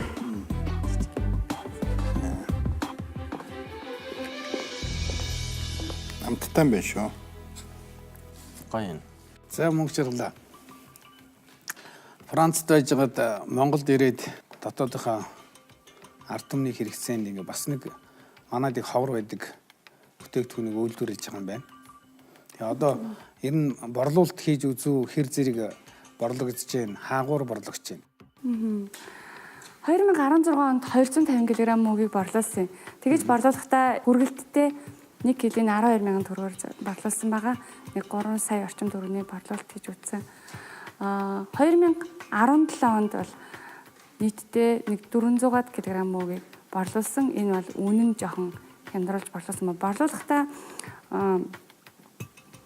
хүнсний захуудаар өгж байгаа бас жижиг дэлгүүрүүд дээр хүнсний ногооны дэлгүүрүүдээр ингээ үндэндээ нэг олон биш нэг 3 4 хүн газарт л өгвөл нөгөө тариалж байгаа талбаанаас шалтгаалаад хэмжээ юм. Жилд хэдэн ургац авдаг?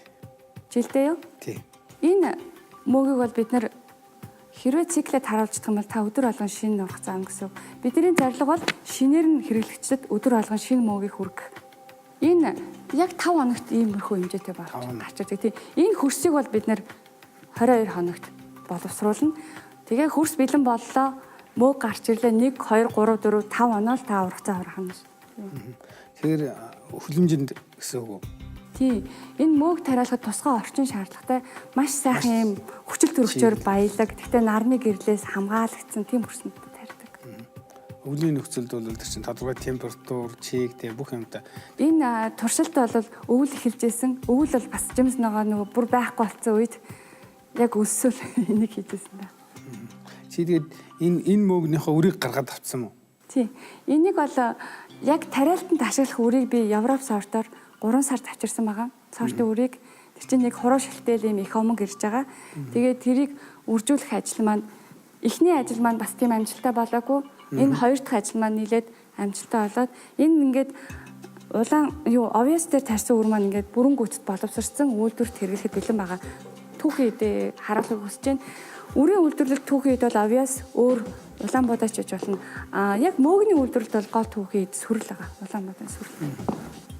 Энэ жил 7 сарын 10-нд хийсэн. Баян жандмын танаа юу байд юм бэ ферм чинь? Баян жандмын энэ ферм маань байдгийн. Тэгээд яг үйлдвэрээ барих санхүүжилт тайгаад л би энэ ирсэн байгаа юм шүү дээ. За. Та нараас суур. Би тэр хоорондоо мэндийг хайдít. Амттай. Bonjour mon cher. Bonjour. Combien de temps vous étiez à la France? J'étais à Lille, c'est le nord de la France. Il y a 5 ans. 5 жил Франц Лил хотод Nord. байсан байна те. Oui. За. Үнэлгээнд дээр чинь ганц хоёр асууж идэх үү? Энэ 110 сая яг юунд зарцуул үйлдвэрлэлийнхаа байрыг одоо тогтчуулна бий болгоно гэсэн. Тэгээ ер нь нэг 87% яг үйлдвэрийн байраа барьж байгуулахад 13%-ийг зарим нэг тоног төхөөрөмж авах тогтчолтод хэрэглэнэ. Яг энэ нөө эрүүл хүнс, энэ органик хүнсээ үйлдвэрлэхийн тулд би Улаанбаатар хотоос гармаар байна. Тэндээ би төвлөрч жимс ногоогоо тарьж идээд аж ахуйгаа эрхлээд бас нэг хэдэн үнийг ажлын байраараа хангаад ингээл оройн гоё өглөө эртөөс ажиллаа хичээл оройн гоё номын сандаа францлээ сураад хүүхдүүдэд заагаад тий гоё орчуулга хийгээл тэгж амьдрахыг хүсэж байна. Айгуу гоё сонсогч байна надад чинь. За борлуулалтын төлөвлөгөө чинь ямар байна? Тоонуудыг дурдах юм бол? Энэ үйлдвэр бол өдөртөө 40 кг шин мөөгийг хураана. Өдөр болгон гэсэн үг эдийн дөрөв үйлрэлт. 3 янзаар савлна. Нэг нь бол хувь хэрэглэгч, байгууллага хэрэглэгч. Байгууллага хэрэглэгчид бид нэр 2 кг-аар, хувь хэрэглэгчид 1 удаагийн хоол буюу 2 удаагийн хоолны юм савлгаатайгаар. Борлуулалтын сувгаа би яг хаан улдүргийн хэд хэдэн хотхны доторх хүнсний дэлгүүрүүд, нарийн ногооны төрөлцсөн дэлгүүрүүд, органик дэлгүүрүүдийг сонгож худалдаална гэж төлөвлөж байна. Яг одоогийн зах зээлд худалдаалж байгаа бидний туршлагаас харахад бол үнэхээр эрэлт их байна. Шин нэмийг ялангуяа өвөлттэй шин ногоог хэрэглэх гэдэг манад тийм боломж алга шүү дээ. Одоо яг өөртөө чи имижил төстэй юм уу ургуулж байгаа хүмүүс байна уу Монголд? Наад чиг оролдож ингэж байгаа хүмүүс бол байна. Гэхдээ би бол тэднээс давуу талтай л гэж өргөдөж байгаа. Би бол өөрөө үрээ тарчдаг, мөөгөө тарина. Дээрээс надтай ингээ хамтдаа 2 жил шахав тарилт хийгээд энэ дээр ажиллаж байгаа хүмүүс маань байгаа. Хамгийн том давуу тал чинь л үрээ гаргаад авсан байна л да тий. Тэр чинь л одоо гэнт хоёр тас Францаас ирээд Монголд ингээд ийм тэр тусмаа хүнсний салбарт шинэ ийм эрэлтийг бий болгоод байж байгаа нь бол үнэхээр бас бахархууштай байна л да. Баярлалаа. За сайн байна уу? Сайн байна уу? Чирглээ. Намайг Түмэн гэрэл гэдэг нэг хоёр асуулт асуугаад эхлээд за хөрөнгө оруулалтыг яаж нөхөх вэ? Ямар хугацаанд нөхөх вэ? Тийм тооцоо байна уу? 3 жилийн хугацаанд нөхнөө. Эхний 3 сар үйлдвэрлэл эхлэхээс өмнөх 3 сард бид нар үйлдвэрлэлээ чигдэрх хугацаанд ямар нэгэн борлуулалтын орлого молго олно гэж би бол тооцоолоогүй. Эхний 3 сард 90 хоногийн хугацаа гэдэг маань энэний цикл 2 дахин эргэлт гэсэн хугацаа. Энэ 2 эргэлтэд бид нар бол үйлдвэрлэлээ чигдрүүлж аваад ингээд 2018 оны 1 сарын 1-ээс ч юм уу яг борлуулалтын орлогоо тооцоолж ирсэн байгаа. Тэгэхээр 3 жилийн хугацаанд жилдээ нэг 60 сая төгрөгийн ашигтай ажиллах юм. Тэгэхээр 40 сая төгрөгийг би бол хөрөнгө оруулалтад буцааж нөхөдөө зарцуулах боломжтой гэж хараад байна. За 110 саяын зарцуулалт бол чи энэ барилга байгууламжийг бүхэлдэнд барих тийм төсөв байгаа мó те? Тийм. Зарим нэг тоног төхөөрөмж бас аавна. Борлуулалт чаавн чи 12,000 те? 1 кг. Би борлуулалтын орлого бизнес төлөвлөгөөндөө яг хятад мөнгөний үнээр тавьсан байгаа. Барж зах дээр хятад бор мөг 7150-аас 8000 хооронд байгаа. Тэ 16 онд 12 мянгаар зарчсан юм те. Тэр чинь бол туршилтын тариалт байсан. Яг энэ үйлдвэрлэлээ бизнесээ би төлөвлөхдөө хятад мөнгөний үнэтэй л дүүцгүүц хэмжээгээр За 7000 төгрөгөөр 1 кг-а борлууллаа гэж бодлоо. Үүний өртөг нь хэд байх вэ? 1 кг-д одоо оногдох өртөг. бэлэн бүтээгдэхүүний өртөг бол нэг 2580 орчим төгрөг. 2580 төгрөгт чинь зөвхөн хөрсний зардал орсон маа мó эсвэл түүхийн эдийн зардал, одоо барилга байгууламж чинь ашиглалтын зардал, үйл ажиллагааны зардал ороогүй. Хүмүүсээ цэлэнжүүлэх Тэр бол ороогүй. Зөвхөн бэлэн тэр нь ороод бүтээгдэхүүний тэгээд байх уу? 2580. Тэр нь ороод нэг 60%. 1 кг-ийн 8000 төгрөгийн 60% нь энэ бол бүх зардал нийлээд 40% нь бол ашиг байгаа. Тэгэхээр 3200 төгрөг 1 кг-аас ашиг харж байгаа гэсэн үг. Яагаад заавал баян чанамд? Яг цаавал баян чанам чи их дэд бүтэц сайн хөгжсөн газар. Яг манай ажилд 2 өндөг байгаа. Инвэц байгаа. Дахиад энэ л баян өндөг байгаа. Дээрээс нь тэр чин ирээдүйд дэд бүтэц шинээр Эрдэнэт рүү шууд зам тавигдах газар, замаасаа холгүй. Ерөөсөө баян чанам бол яг Улаанбаатарын нэг хүнсээр хангах 3 дахь цэг гэж яригддаг шин. За энэтэй холбогдвол баян чанам тарих Улаанбаатар тарих хоёрын ялгааг чи нэг одоо үзэгчдэд ойлгомжтой хэлээл. Яг нь харин баян чанам тарих боломжтой. Яагаад гэвэл Улаанбаатар утаатай, бохирдолтой. Энэ чинь бусад ургамалтай адилхан биш. Энэний чи амьсгалж байгаа нь хүчил төрөгчээр амьсгалаад нүүрс төрөгчийг ялгаруулдаг байхгүй юу? Тэгэхээр энд хүчил төрөгч хэрэгтэй. Хүчил төрөгч хаана вэ? Хөдөө байгаа байхгүй юу? Хотод бид нэр туршилтаа хийж үзлээ л дээ. Тэгээд нэгэн тал эрүүл юм хийх гээд байгаа юм бол нэгэн тал өөрийгөө эрүүл амьдруулах гээд байгаа юм бол би Улаанбаатарт яалаач байхгүй болчиход байгаа байхгүй юу? Харин маш зөв. Ер нь бол тэгэл одоо эрүүл хүнс, органик хүнс гэдэг чинь одоо зөвхөн Монголд биш те. Бид нар ч өвөлдөө ингээд агаарын бохирдол энэ төргээл янз бүрийн асуудалтай тулгардаг. Ер нь дэлхийд даяар маш том асуудал болсон. Тийм болохоор том зургаар харахад бол айгүй таалагдж байна. Юу чинь санаа чинь. Чиний одоо энэ унган мэргэжил чинь юу юм? Би аялал жуулчлалын менежер Хүмүүнлэгийн ухааны их сургуулийг Францлад төгссөн. Хизээнээс энэ одоо тарьж ургуулах, мөөг тарих энэ сонирхол 2 дахь хүүхэд гаргаал гэхгүй юу? Одоо би 3 охинтой. Одоо дахиж мэргэжлээ солих уу? Солихгүй. Үлдсэн амьдралаа энд одоо мөөгөндөө зориулж чадах уу? Үлдсэн амьдралаа аж ахуйдаа л зориулна. Тэгэл би аялна, ном бичнэ.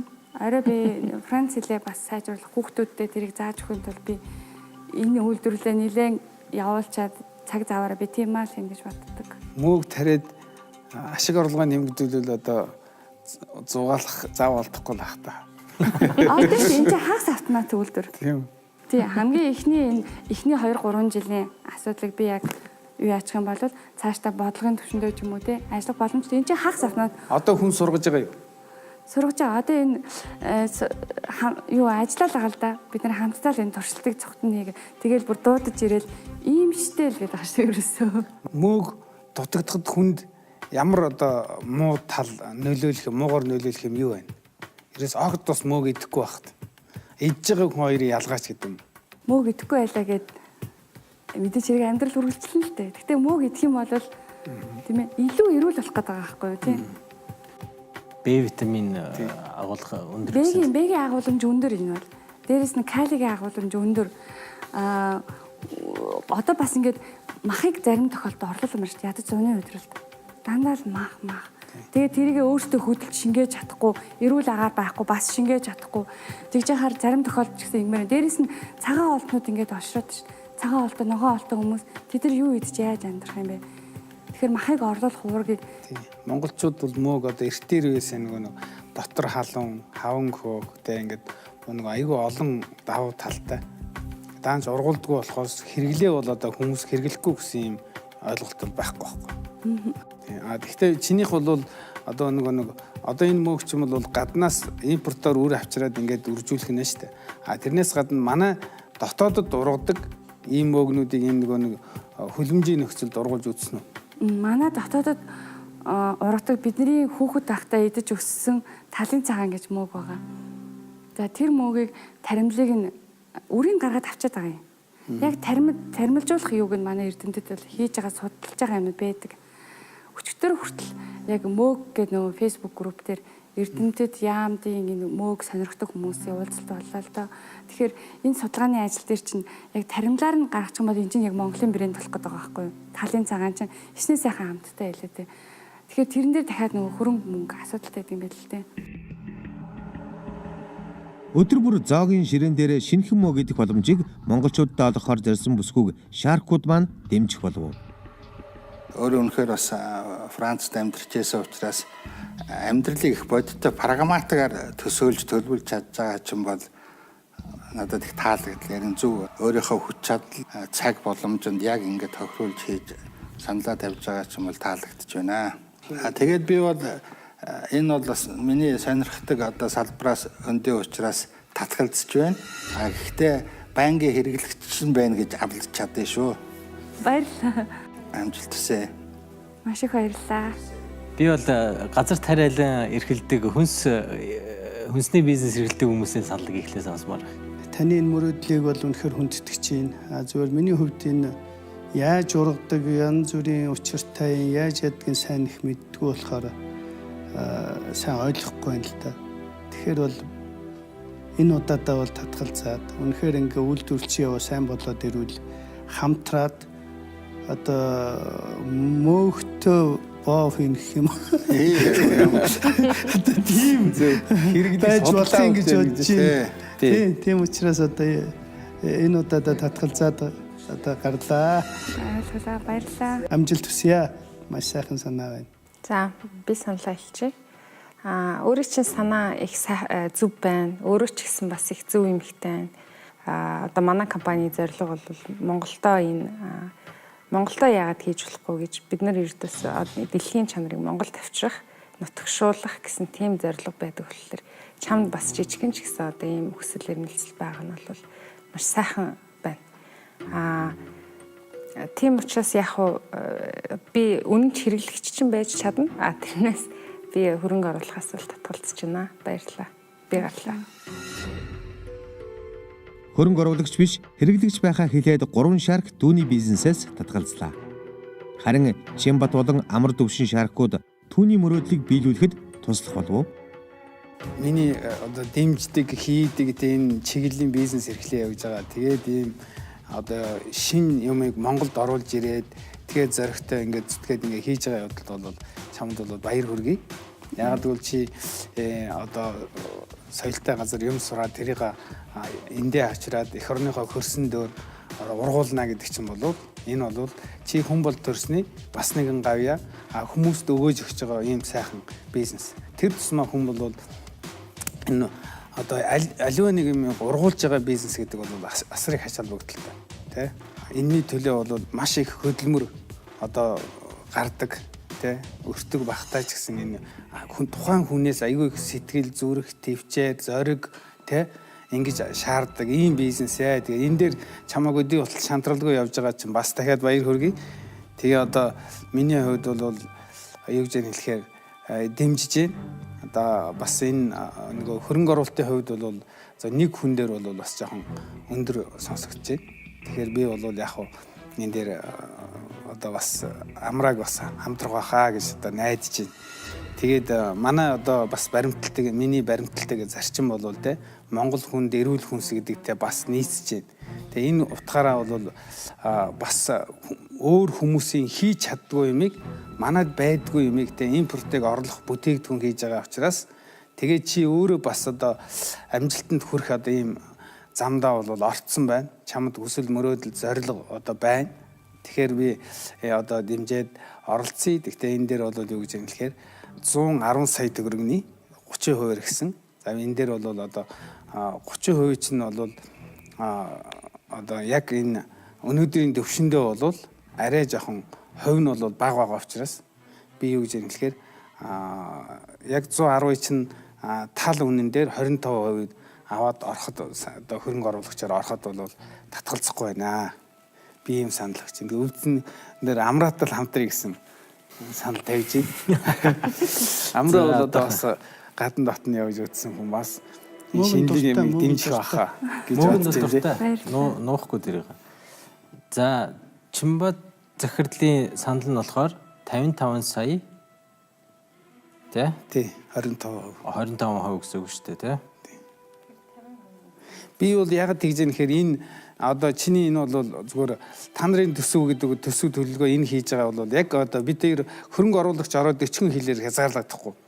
Мэдээж дахиж бизнес төлөвлөгөө бүх юмаа хийгээд 40 хэлийг чи баян чандамнаас авчирхад 40 хэл замын зардалтаа л орно. Өдөр болго явах үү, машин явах. Ийм асуудал ингээд амьдрал дээр бас жоохон өөрчлөгдөх учраас энэ бол хүссэн ч хүсээгүй ч өнөөдөр орсон хөрөнгө оруулалтын дараа зогсно гэж бодохгүй байна. Тэгэхээр заавал чиний хийсэн төсөв бол өөрчлөгдөх юм байна гэдэг үүднээс томорох юм байна. Тэгжээж одоо хөрөнгө оруулж байгаа хүндээ тэ нийт одоо үйлчлүүлж байгаа хүндээ тэ 40 хэлийг 3 сая хүнд яаж одоо өгөх үү гэдэг байсанд орвол ядахта 400 хэлийг тэ ингээд аль болох олон хүнд өр өгөөж энэ хүртээхийн тулд бол бид нэр одоо юугаа бол өсгөл хэрэгтэй. Тэгэхээр тийм жоохон хэлбэрээр биш нэгэнт хөрөнгө оруулалт орж байгаа юм чинь одоо арай том хэлбэрээр тэ арай юугаа өөрчлөгдөх байх гэж одоо би тийм юу хэлж байгаа шүү. За. Баярлалаа. Юуны өмнө надад бол бизнес санаа нь маш их таалагдж байна. Ер нь манад одоо эрүүл хүнс гэдэг чинь айгүй чухал асуудал. Тэр дотроо бүр мөөг бол мэдээж хэрэг хүмүүс хэрэглэх дуртай. Гэхдээ мөөгийн бас нэг муутал нь юу гэхээр ингээд муу орчин дургуулсан мөөг чинь тэр муу орчныхаа юмыг өөртөө шингээдэг тийм болохоор бас нэг тийм ойлголт байдаг болохоор эрүүл мөөг, эрүүл хөрсдөр ургуулсан мөөг бол маш сайхан сонсогч जैन. Тэгээд одоо үйл зунгуу тэр мөөгөө хэрэгжилж чадах юм бол тэр бол маш том амжилт бидний хувьд бол. Тийм болохоор бизнесийн хувьд тоонуудыг харж байхад бол ашигтай бизнес юм байна. За мэдээж хэрэг эрсдэл байна уу, байлгүй яах вэ? Гэхдээ ер нь бол би бол дэмжмээр байна. Тэгээд энэ санал дээр Чимбат захирлын саналыг би дагаад одоо Чимбат захирлын саналыг дэмжийа гэж өөрчлө одоо санал тавьмаар. Өөрөөр хэлбэл бид хоёр нийлээд 110 сая хүсэж байгаа 110 сая ч өгөөд гэхдээ 30% биш 50% болж таарж байгаа байхгүй.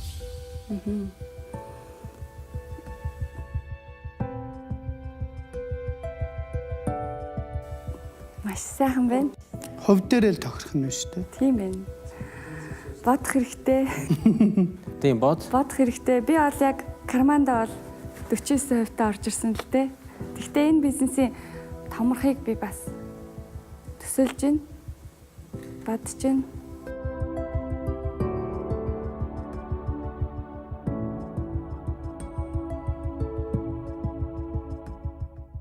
Хамгийн гол нь 2 хүн орж иж байгаа нь маш сайхан байна. Суралцмаар байна. Хиймээр байна. Төвшөрч байна би. За.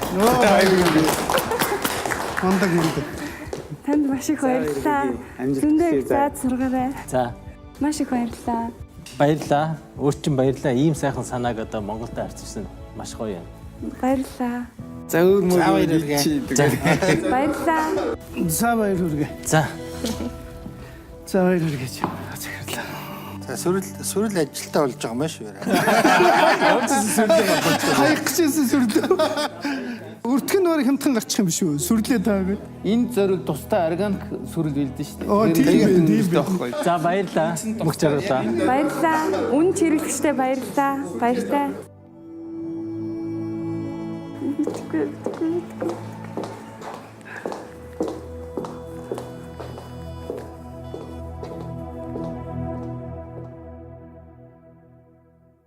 Техниктэй зөв бэлдэж орж ирж Эдийн байна. айгүй юм Өөрөө байна л дээ. Их зөв тайлбарлаж чинь Ямар хайтайхан сони, те хүн чинь харагддаг штэ. Байдлаасаа. Чи бас ирээдүйн бизнесээ харж байна. Хуглаад амсаад үз. Бо түүгээр нь болохгүй байна. Түгээр нь болох. Гайхалтай байлаа. Сэтгэл яг ямар байна? Би итгэж чадахгүй байна. Юу болоод өнгөрөө. Хэдэн минут өнгөрөө мэдэхгүй. Ямар ч юмсан болсон байна. Хүссэн хөрөнгө оруулалтад яг гүйцэд авч чадсан уу? 110 сая төгрөгийг 2 шаркаар авахар алсан. Үнэхээр гайхалтай. Одоо ингээд шаркууд маань зөвхөн бэлэн мөнгөч биш. Маш олон нөөц бололцоог танд нээж байгаа.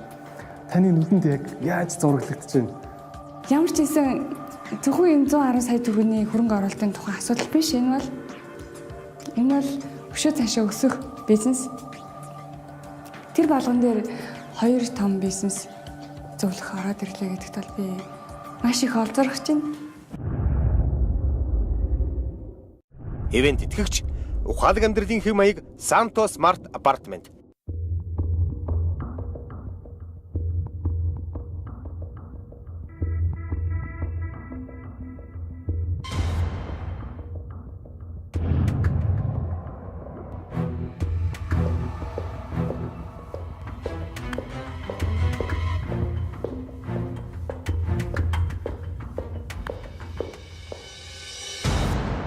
За сайн бацгаана уу шаркуудаа. Намайг Сүндрия гэдэг ургамал бурдаг компани захирал. За та бүхнээсээ би 218 сая төгрөгийн хөрөнгө оруулалт хүсээд үйлдвэрийнхээ 20%-ыг санал болгож байгаа. За манай үйлдвэр юуны тухай үйлдвэр гэхээр хөдөө аж ахуйн хаягдал буюу малаас гарах ялгцыг шифх гэж нэрлэдэг байгаа. Түүнийг дахин боловсруулах үйлдвэрийн тухай төсөл байгаа. За энэ төсөл маань ялгц гэхээр та хүн ойлгож байгаа юм уу? Нэгэсэндээ бид нар аргалт гэж ярьдаг. Хатсан үед нь бол аргал болчихж байгаа. Эрчимцэн премьерийн үйл ажиллагаа эхэлж байгаа нөхцөлд бол тэр хатуу бит гардаггүй. Шээстэйгээ нөө ялгц маань холилдоод нэг тийм зунгааралцсан тийм шинхэн зүйл гардаг байгаа. Тэгэхээр би энийг яавал мөнгө болгож болох вэ гэдэг санааг маш их хайсны үцэс 2008 оноос эхлээд санаагаа олж аваад 2012 онд төслөө бичээд би одоо хүртэл миний төслийг санхүүжүүлэх хүнийг хайсаар байгаа. За эндээс юу гарч болох вэ гэхээр био бордоо гарч болж байна. За био бордоо гэхээр био бордог янз янзаар хийж болж байна л да. Нэгдүгээр эсэгхээр тэрнээс метаны хий гардаг. Та нар ч гэсэн мэдж байгаа премьер төрхөд асар өндөртэй байдаг байхгүй. Тэгэхээр тэр бол метаны хий унарч байгаа гэсэн үг. Метаны хийг нь ялгаж авахар тэрнээс эсэгэх төрчин хүч гарч байгаа. Үйлдвэрийн явцад дулаан гарна. Түүнээс гарсан шивхэн маань цэвэрхэн ямар ч ялаа батхан суухааргүй, өнөр танаргүй цэвэр нэгэсэндээ 80 орчим хувийн хөрс бий болчихж байгаа энэ дээр. Хоёрдугаар био нүүрс гаргаж орж байна. Манайх бол био нүүрсийг асар их хэмжээгээр гаднаас авч байгаа. Яагаад дотооддоо байгаа энэ нөөцийг бид нар ашиглаад био нүүрс хийж болохгүй гэж. За гуравдугаар ямар бүтээгдэхүүн гарч болох вэ гэхээр шахмал түлш гарч болно. Шахмал түлш гэхээр шууд түлэх юм та нарт бодогдож байгаа хэрэг тийм үү? Үнэхээр шууд түлнэ. Бид нар аргалыг ингээд түлээд болоод байдаг. Гэхдээ аргалын гал зөөлхөн байхгүй юу? Шахмал түлшгээр үйлдвэрийн аргаар орж байгаа болохоор тэр бол асар сайн асалттай модтой дүүхийц хэмжээний элчийг гаргадаг бас түнтэй дүүхийц хэмжээний хатуу байж чаддаг болохоор үнс маш бага гарна, хаягдал маш бага гарна гэсэн. Тэгээд утаа нь багтай мэдээж мод нүрсийг бодвол харьцангуй бага гарч байгаа. Мэдээж би нөгөө аялагчд байгаа гэж хэлж байгаа. Хуванцар бүтээгдэхүүнийг зайлшгүй хэрэглэх бол одоо шаардлага гараад байгаа. Бацанбөр Төв аймгийн маш цөөхөн модтой сумдын нэг. Бид нар шууд очиод модоо огтлол галаад төлдөг. Хизээч бид нар аргал төлөе гэж ярьдаггүй байхгүй юу. Тэгэхээр би тэр хүмүүсийг тэр модыг ингэж төлхийг би шахмал түлшээрээ байхгүй болгож маш олон нөгөө нэг тариалтангийн талбаануудаа хаших гэж бид нар шургааг нэртэй залуухан дөнгөж ургаж байгаа модыг тайрдаг. Тэрийг юугаар үгүй болохгүй гэхээр би тэр шон хийх гээд байгаа тэр шургаагийнхны оронд би хуванцраа цуглуулад хуванцрыг үйлдвэрлэлээ гаргах гээд маш бага зардал ордог юм байна. Үнэтэй бүтээгдэхүүн гарах юм байна. 100 жил тэр хэлжрэхгүй тэр газрын хөрсөн дор хэвтэж чадна. Тэгтэл мод маань огтлоод ирсэн мод маань 7 жилийн дараа хугарна. Яагаад гэвэл газар доороогоо хэсэг нь илжирээд дээдлийн хэсэг нь үлдээд ингээд нэгсэн тавгарахаар дахиад бид нар шинэ мод ацраад нөгөөдөгтөө цоохолдог. Тэгэхээр энэ хогны цогц төслийг маань та бүхнийг дэмжинэ гэж найдаж байна. За баярлалаа Сүндрия. Намайг амар төвшин гэдэг. Өмнө ийм төсөл энэ төр хэрэгжүүлжсэн үгүй юу? Зүгээр гэртээ л нөгөө ийм бүтээгдэхүүнүүдийг л туршиж ясан болохоос биш хэрэгжүүлж байгаагүй. Одоо энэ 218 сая яг юунд зарцуулах юм бэ? 146 сая маань тоног төхөөрөмж авахд зарцуулагдаж байгаа. За 48 сая нь бүтэн жилийн үйлдвэрийн эргэлтийн хөрөнгөний зардалд орж байгаа. За 23 сая нь байшин барилгын зардалд орж байгаа. За тэгээд энэ бүтээгдэхүүн чи ямар өртөгтэй гарах вэ? Манайх бол яг 190 төгрөгөөр би бүх эрсдлийг тооцож үзээд хамгийн багадаа 190 төгрөгөөр зарахад манайх 6 жилийн дотор өртгөө нөхнө гэж тооцоо гаргасан байгаа. За био нүүрс маань 68 төгрөгөнд гарч байгаа. Энийг бас 190 төгрөгөөр борлуулах боломжтой юм байна гэж харсан. Шахмал төлш маань 68 төгрөгөнд гарч байгаа. Үүнийг би 75 төгрөгөнд борлуулна гэж тооцсон. Хуванцар маань 300 төгрөгөнд босч байгаа. Би энийг 500 төгрөгөөр бүтээгдэхүүн хийгээд гаргахад болох юм байна. Нэг кил бүтээгдэхүүнд 500 төгрөг орох юм байна гэж тооцсон. За баярлалаа. За сайн байна Сүндрия. Намайг Ариун болд гэдэг. За энэ био нүүрс шүү дээ. Хийж үзсэн юм уу? Хийж үзсэн. Одоо энэ тавьсан чинь юуны зүгээр? Энэ бол зүгээр модны нүүрс. Тийм багт. Модны нүүрс шаардлаа. Яг аргалын нүүрсийг бол зүгээр тухайн үед одоогоос 4 сарын өмнө би туршиж үзсэн. Цэвэр яг тэр одоо ялагцаар нь хийж байгаа мó юмтай холж байгаа мó? Цэвэр ялагцаараа гарна. Альва нэгэн үрс янз бүрийн юмтай холихгүй. Тэрийг 600 градуст халаагаад одоо 1 кг ялгадас ороход тэндээс 290 грамм л би нүүрс гаргаж авна. Тэгээ юугаар халаах юм? Тэр тусгай пиролизын арга гэж аргаар нөгөө тогоор халааж байгаа. Цахилгаан зуухаар халаах. Бион нүүрсээ тэр ялагцаа яаж цуглуулж авах вэ? Ялгадас цуглуулахад ерөөсөө амархан. Бацуумөрт 20,000 өхөр байгаа. Хоногтоо зөвхөн 1-р багийн одоо миний амьдарч байгаа газрын гэхэд тэндээс хоногтоо 53 тонн ялгадас гардаг. Түүний зөвхөн 13%, 25% нь 13 тонныг би ашиглах боломжтой үйлдвэртэй. Тэгэхээр энэ бол боломжтой гэж би харж байгаа. Энэ одоо нэг үйлдвэрээр ийм олон бүтээгдэхүүн хийх гэдэг нь үү? Эсвэл одоо олон үйлдвэр янз юм хийх гэдэг нь үү? Нэг үйлдвэрт хийх юм. Яагаад энэ бүтээгдэхүүнийг ийм 3-4 бүтээгдэхүүн гаргаад байгаа нэг кинийг яагаад гарахгүй байгаа юм бэ гэхээр нэг төхөөрөмж нь нэг өсөндөө нөгөө шивхийг өтгөн шингэн хоёрыг ялгаж авдаг төхөөрөмж, шахаж авдаг төхөөрөмж нэг. Тэр олон баасыг ганцхан ийм бүтээгдэхүүнээр бид нар хийгээд барах боломжгүй байхгүй. Тэгэхээр гарах бүхэл төрлийн болцоотой бүтээгдэхүүн болгоныг гаргах сонирхолтой байгаа. За тэгэхээр ер нь жилийн дундаж орлого тэгээд цэвэр ашигын хувь хэмжээ тэрийг ер нь та яаж төсөөлж байна? Би 140 тонн бордоо, 110 тонн бион үрс, 240 тонн шахмал түлш, 200 тонн хуванцрын будаа гаргана гэсэн. Жилдээ манай үйлдвэр ашигтай ажиллах юм хийж чадах хүчин чадал нь тэр. Тэгж чадах юм бол би 92 сая 850 мянган төгрөгийн борлуулалт хийх юм байна. За тэрнээсээ 48 сая төгрөг болох үйлдвэрийн зардлыг хасгад надад 44 сая төгрөг үлдэнэ. Би татвараа төлөхөөр 40 сая төгрөг үлдэнэ гэж тооцоолж байгаа. 6 жилийн дотор би тэнцүү нөгөө та хэд авсан хөрөнгө оруулалтаа тэнцүү хуваах юм бол 36 сая төгрөгийг та бүхэнд өгнө. Тэгэхээр тэр нь 36 сая төгрөг маань 6 жил яваад 218 сая төгрөгөөр дарж байгаа. Тэр тохиолдолд үлдсэн ашигасаа ч гэсэн та бүхэнд 20% нь өгж л байна гэсэн үг. 7 дахь жилээсээ та бүхэн бүрэн хөрөнгө оруулалт юуныгаа хувь авч 20%-ийнхаа 8 сая төгрөгийг авч эхлэх болно. Таны яг зорилт зах зээл энэ бүтээгдэхүүн бүр дээр яг юу вэ? Худалдан авч. Төв аймгийн хэмжээнд манайх нэг хүрхгүй хувийн бордог үйлдвэрлэнэ. Зөвхөн Бацанбөр юундаа сумандаа л ихэд би манайх 550 гад төмс хүнсний ногоо тарьдаг, ногоон тижэл тарьдаг байгаа. Тэгэхэд бид Бацанбөртөө зөвхөн бордогоо борлуулахад 2% нь хангаж чадж байгаа. Үүн дээр бид нар хадлангийн талбайг оруулаагүй байгаа.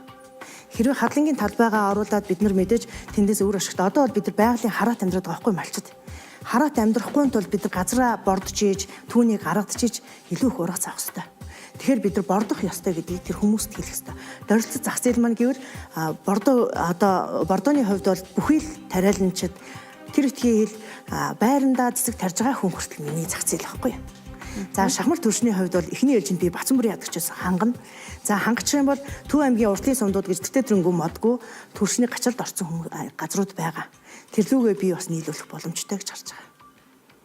Таны өрсөлдөгч? Өрсөлдөгчд мэдээж гарч ирэх байх. Яг одоохондоо бол яг начиг ингэж явж байгаа хүнтэй би уулзаагүй л байгаа. Тийм гарч ирэх байх. Заасан байна уу?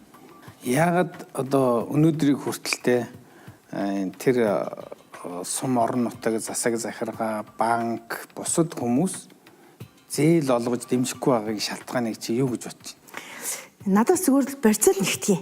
Тэгээ би одоо байгаль юмаа тавина штэ. Надад бол мэдээж миний амьдарч байгаа орон сууц хашаа маань тэгээд нэг унж байгаа машин маань хэд өвхөрч гэдэг юм уу те.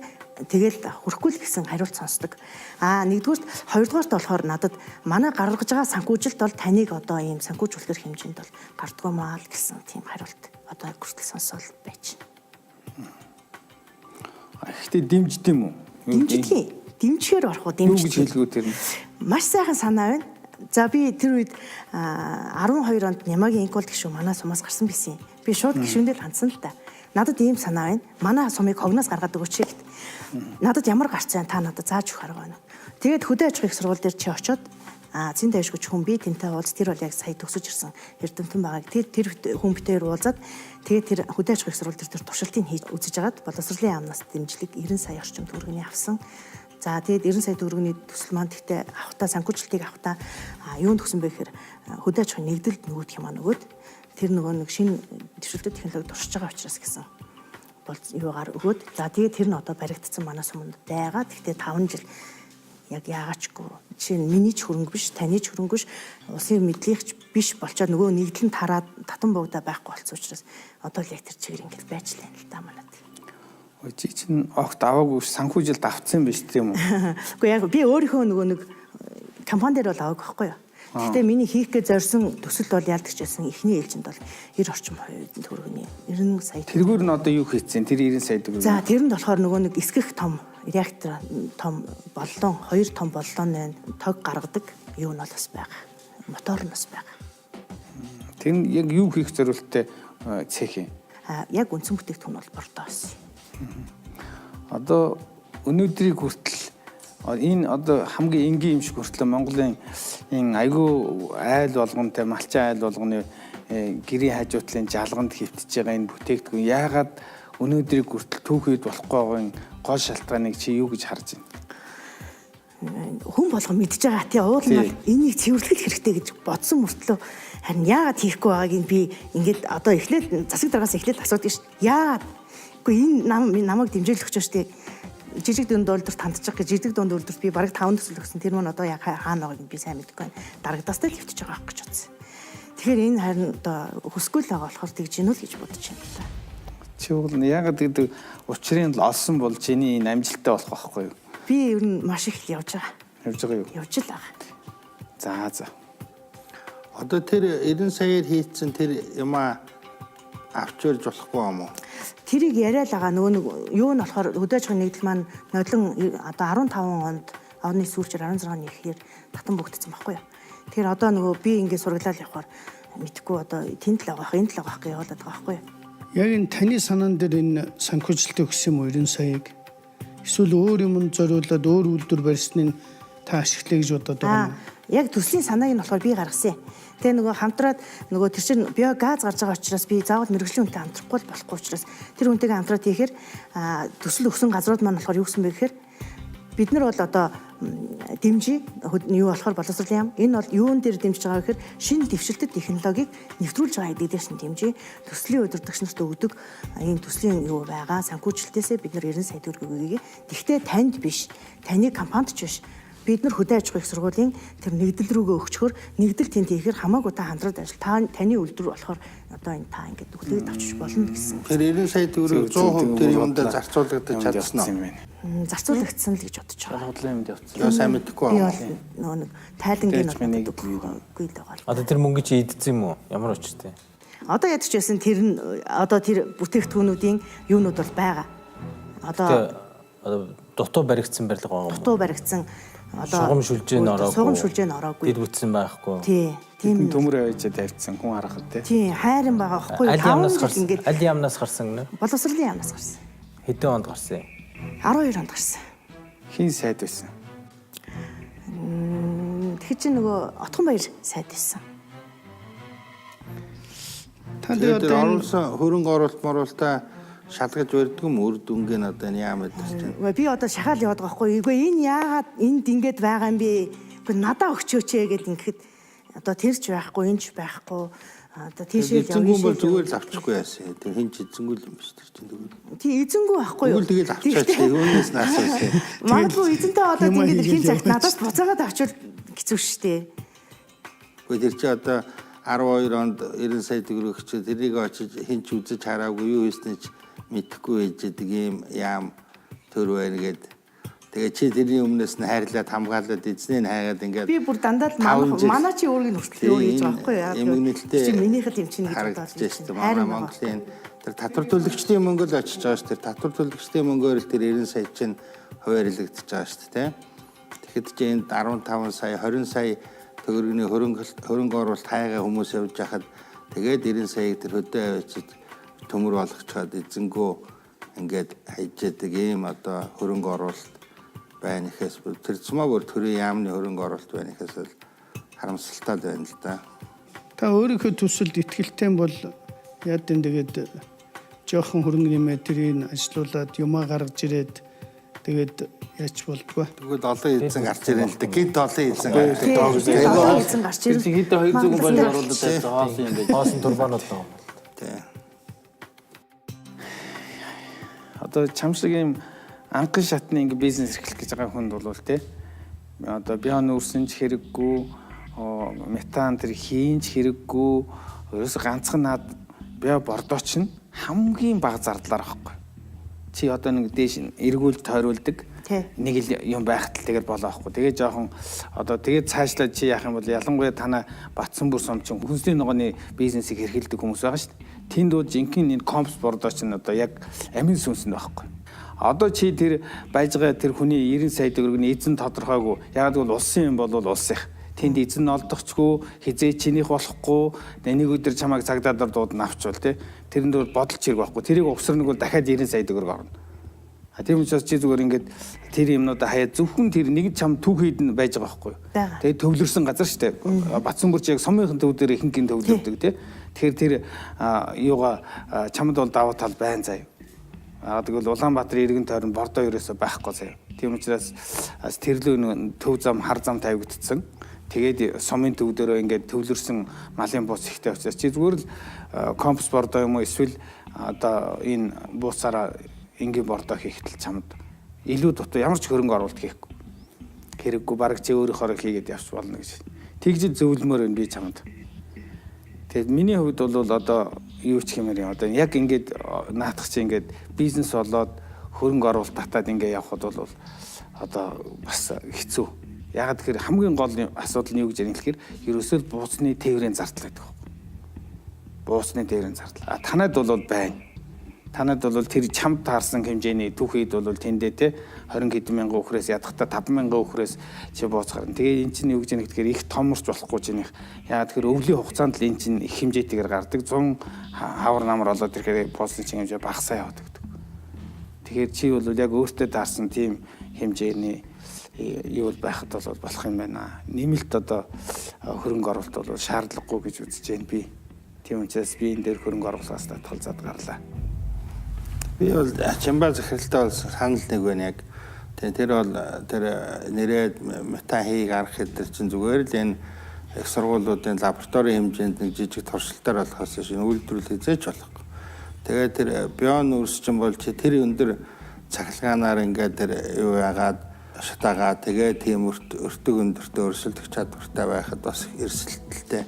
Тийм учраас бол нэг юм ал одоо дагнаад тэгээд ингээд хийх нь зүйтэй байна л гэж одоо сая чамбаа захирлын зөвлөгөөр үнэхээр өөрт ч бол зүг байхаа гэж бодож байна. Тэгээ амжилт төсөөд би бас татгалзаад гарлаа гэж хэлмээр байна. За миний хувьд бол яг хоо манайх шиг ийм их нүүрстэй газар био нүүрс одоо олон оролдлого байсан шүү дээ. Ийм сайжруулсан нүүрс хийх гэж био нүүрс хийх гэж зөндөл төслүүд явж байсан нэгэн ч одоо ашигтай тийм хөтөлтэй явж чадаагүй. Дандаа одоо төр засгийн татаас шаардлагатай байдаг ашигтай явахын тулд тэрэнд би яг нэг итгэдэггүй боломжийн гэж боддгоо. Метаны газын юу гэдэг чинь 210 сая төгрөгөөр бол явахгүй. Тийм болохоор нэг 100 гаруйхан мянган долларын төсөл арай л биш байна. Тэгээ гуравтаарт явах сая 2 захирал хэлээ. Өөрийн чинь хэмжээнд бол тэр ангийн амархан гарч болох тэр бордоогоо гаргасан дээр миний хувьд бол энэ бол ер нь бол ингээд ийм үйлдвэрлэлийн ямар ч үйлдвэрлэл байсан тэр чинь нэг туршлага менежмент гэдэг юм байх хэрэгтэй. Би өөрөө чинь ингээд сонсоод ерөөсө туршлага менежмент байна гэж хэлж чадахгүй л байна л да. Тийм болохоор би өөрийнхөө одоо хөрөнгийг өрчин даатгаад ингээд хөрөнгө оруулаад явхад бол бэлэн биш юм. Тийм болохоор би татгалзаж гарлаа. За миний хувьд яг юмхнаар юм хийчих гэсэн сэтгэл чинь бол таалагдчих байна. Гэхдээ яг өнөөдөр та болохоор энэ захирлуудын хэлсэн шиг 4-5 төрлийн бүтээгдэхүүн ярьж орж ирлээ. Яг энэ дээрээ нэг арай төлөвшөөд яг үнэхээр юм болцоотой манай захирлуудын санал болгосон шиг тэр бордоогоо төвлөрөөд ингээ явах юм бол магадгүй боломжтой бизнес юм шиг байна. Гэхдээ яг өнөөдөр миний сонирхлыг татсан хөрөнгө оруулалт бол биш байна. Тэгэхээр би бас гарлаа. Ер нь бол их олон янзын боддсон байна. Гэхдээ яг бодит хийж байгаа юм бол ховор байна гэж харагдаж байна. Тийм учраас хөрөнгө оруулахаас татгалзаад эндээс гарлаа. За амжилт хүсье. За баярлалаа.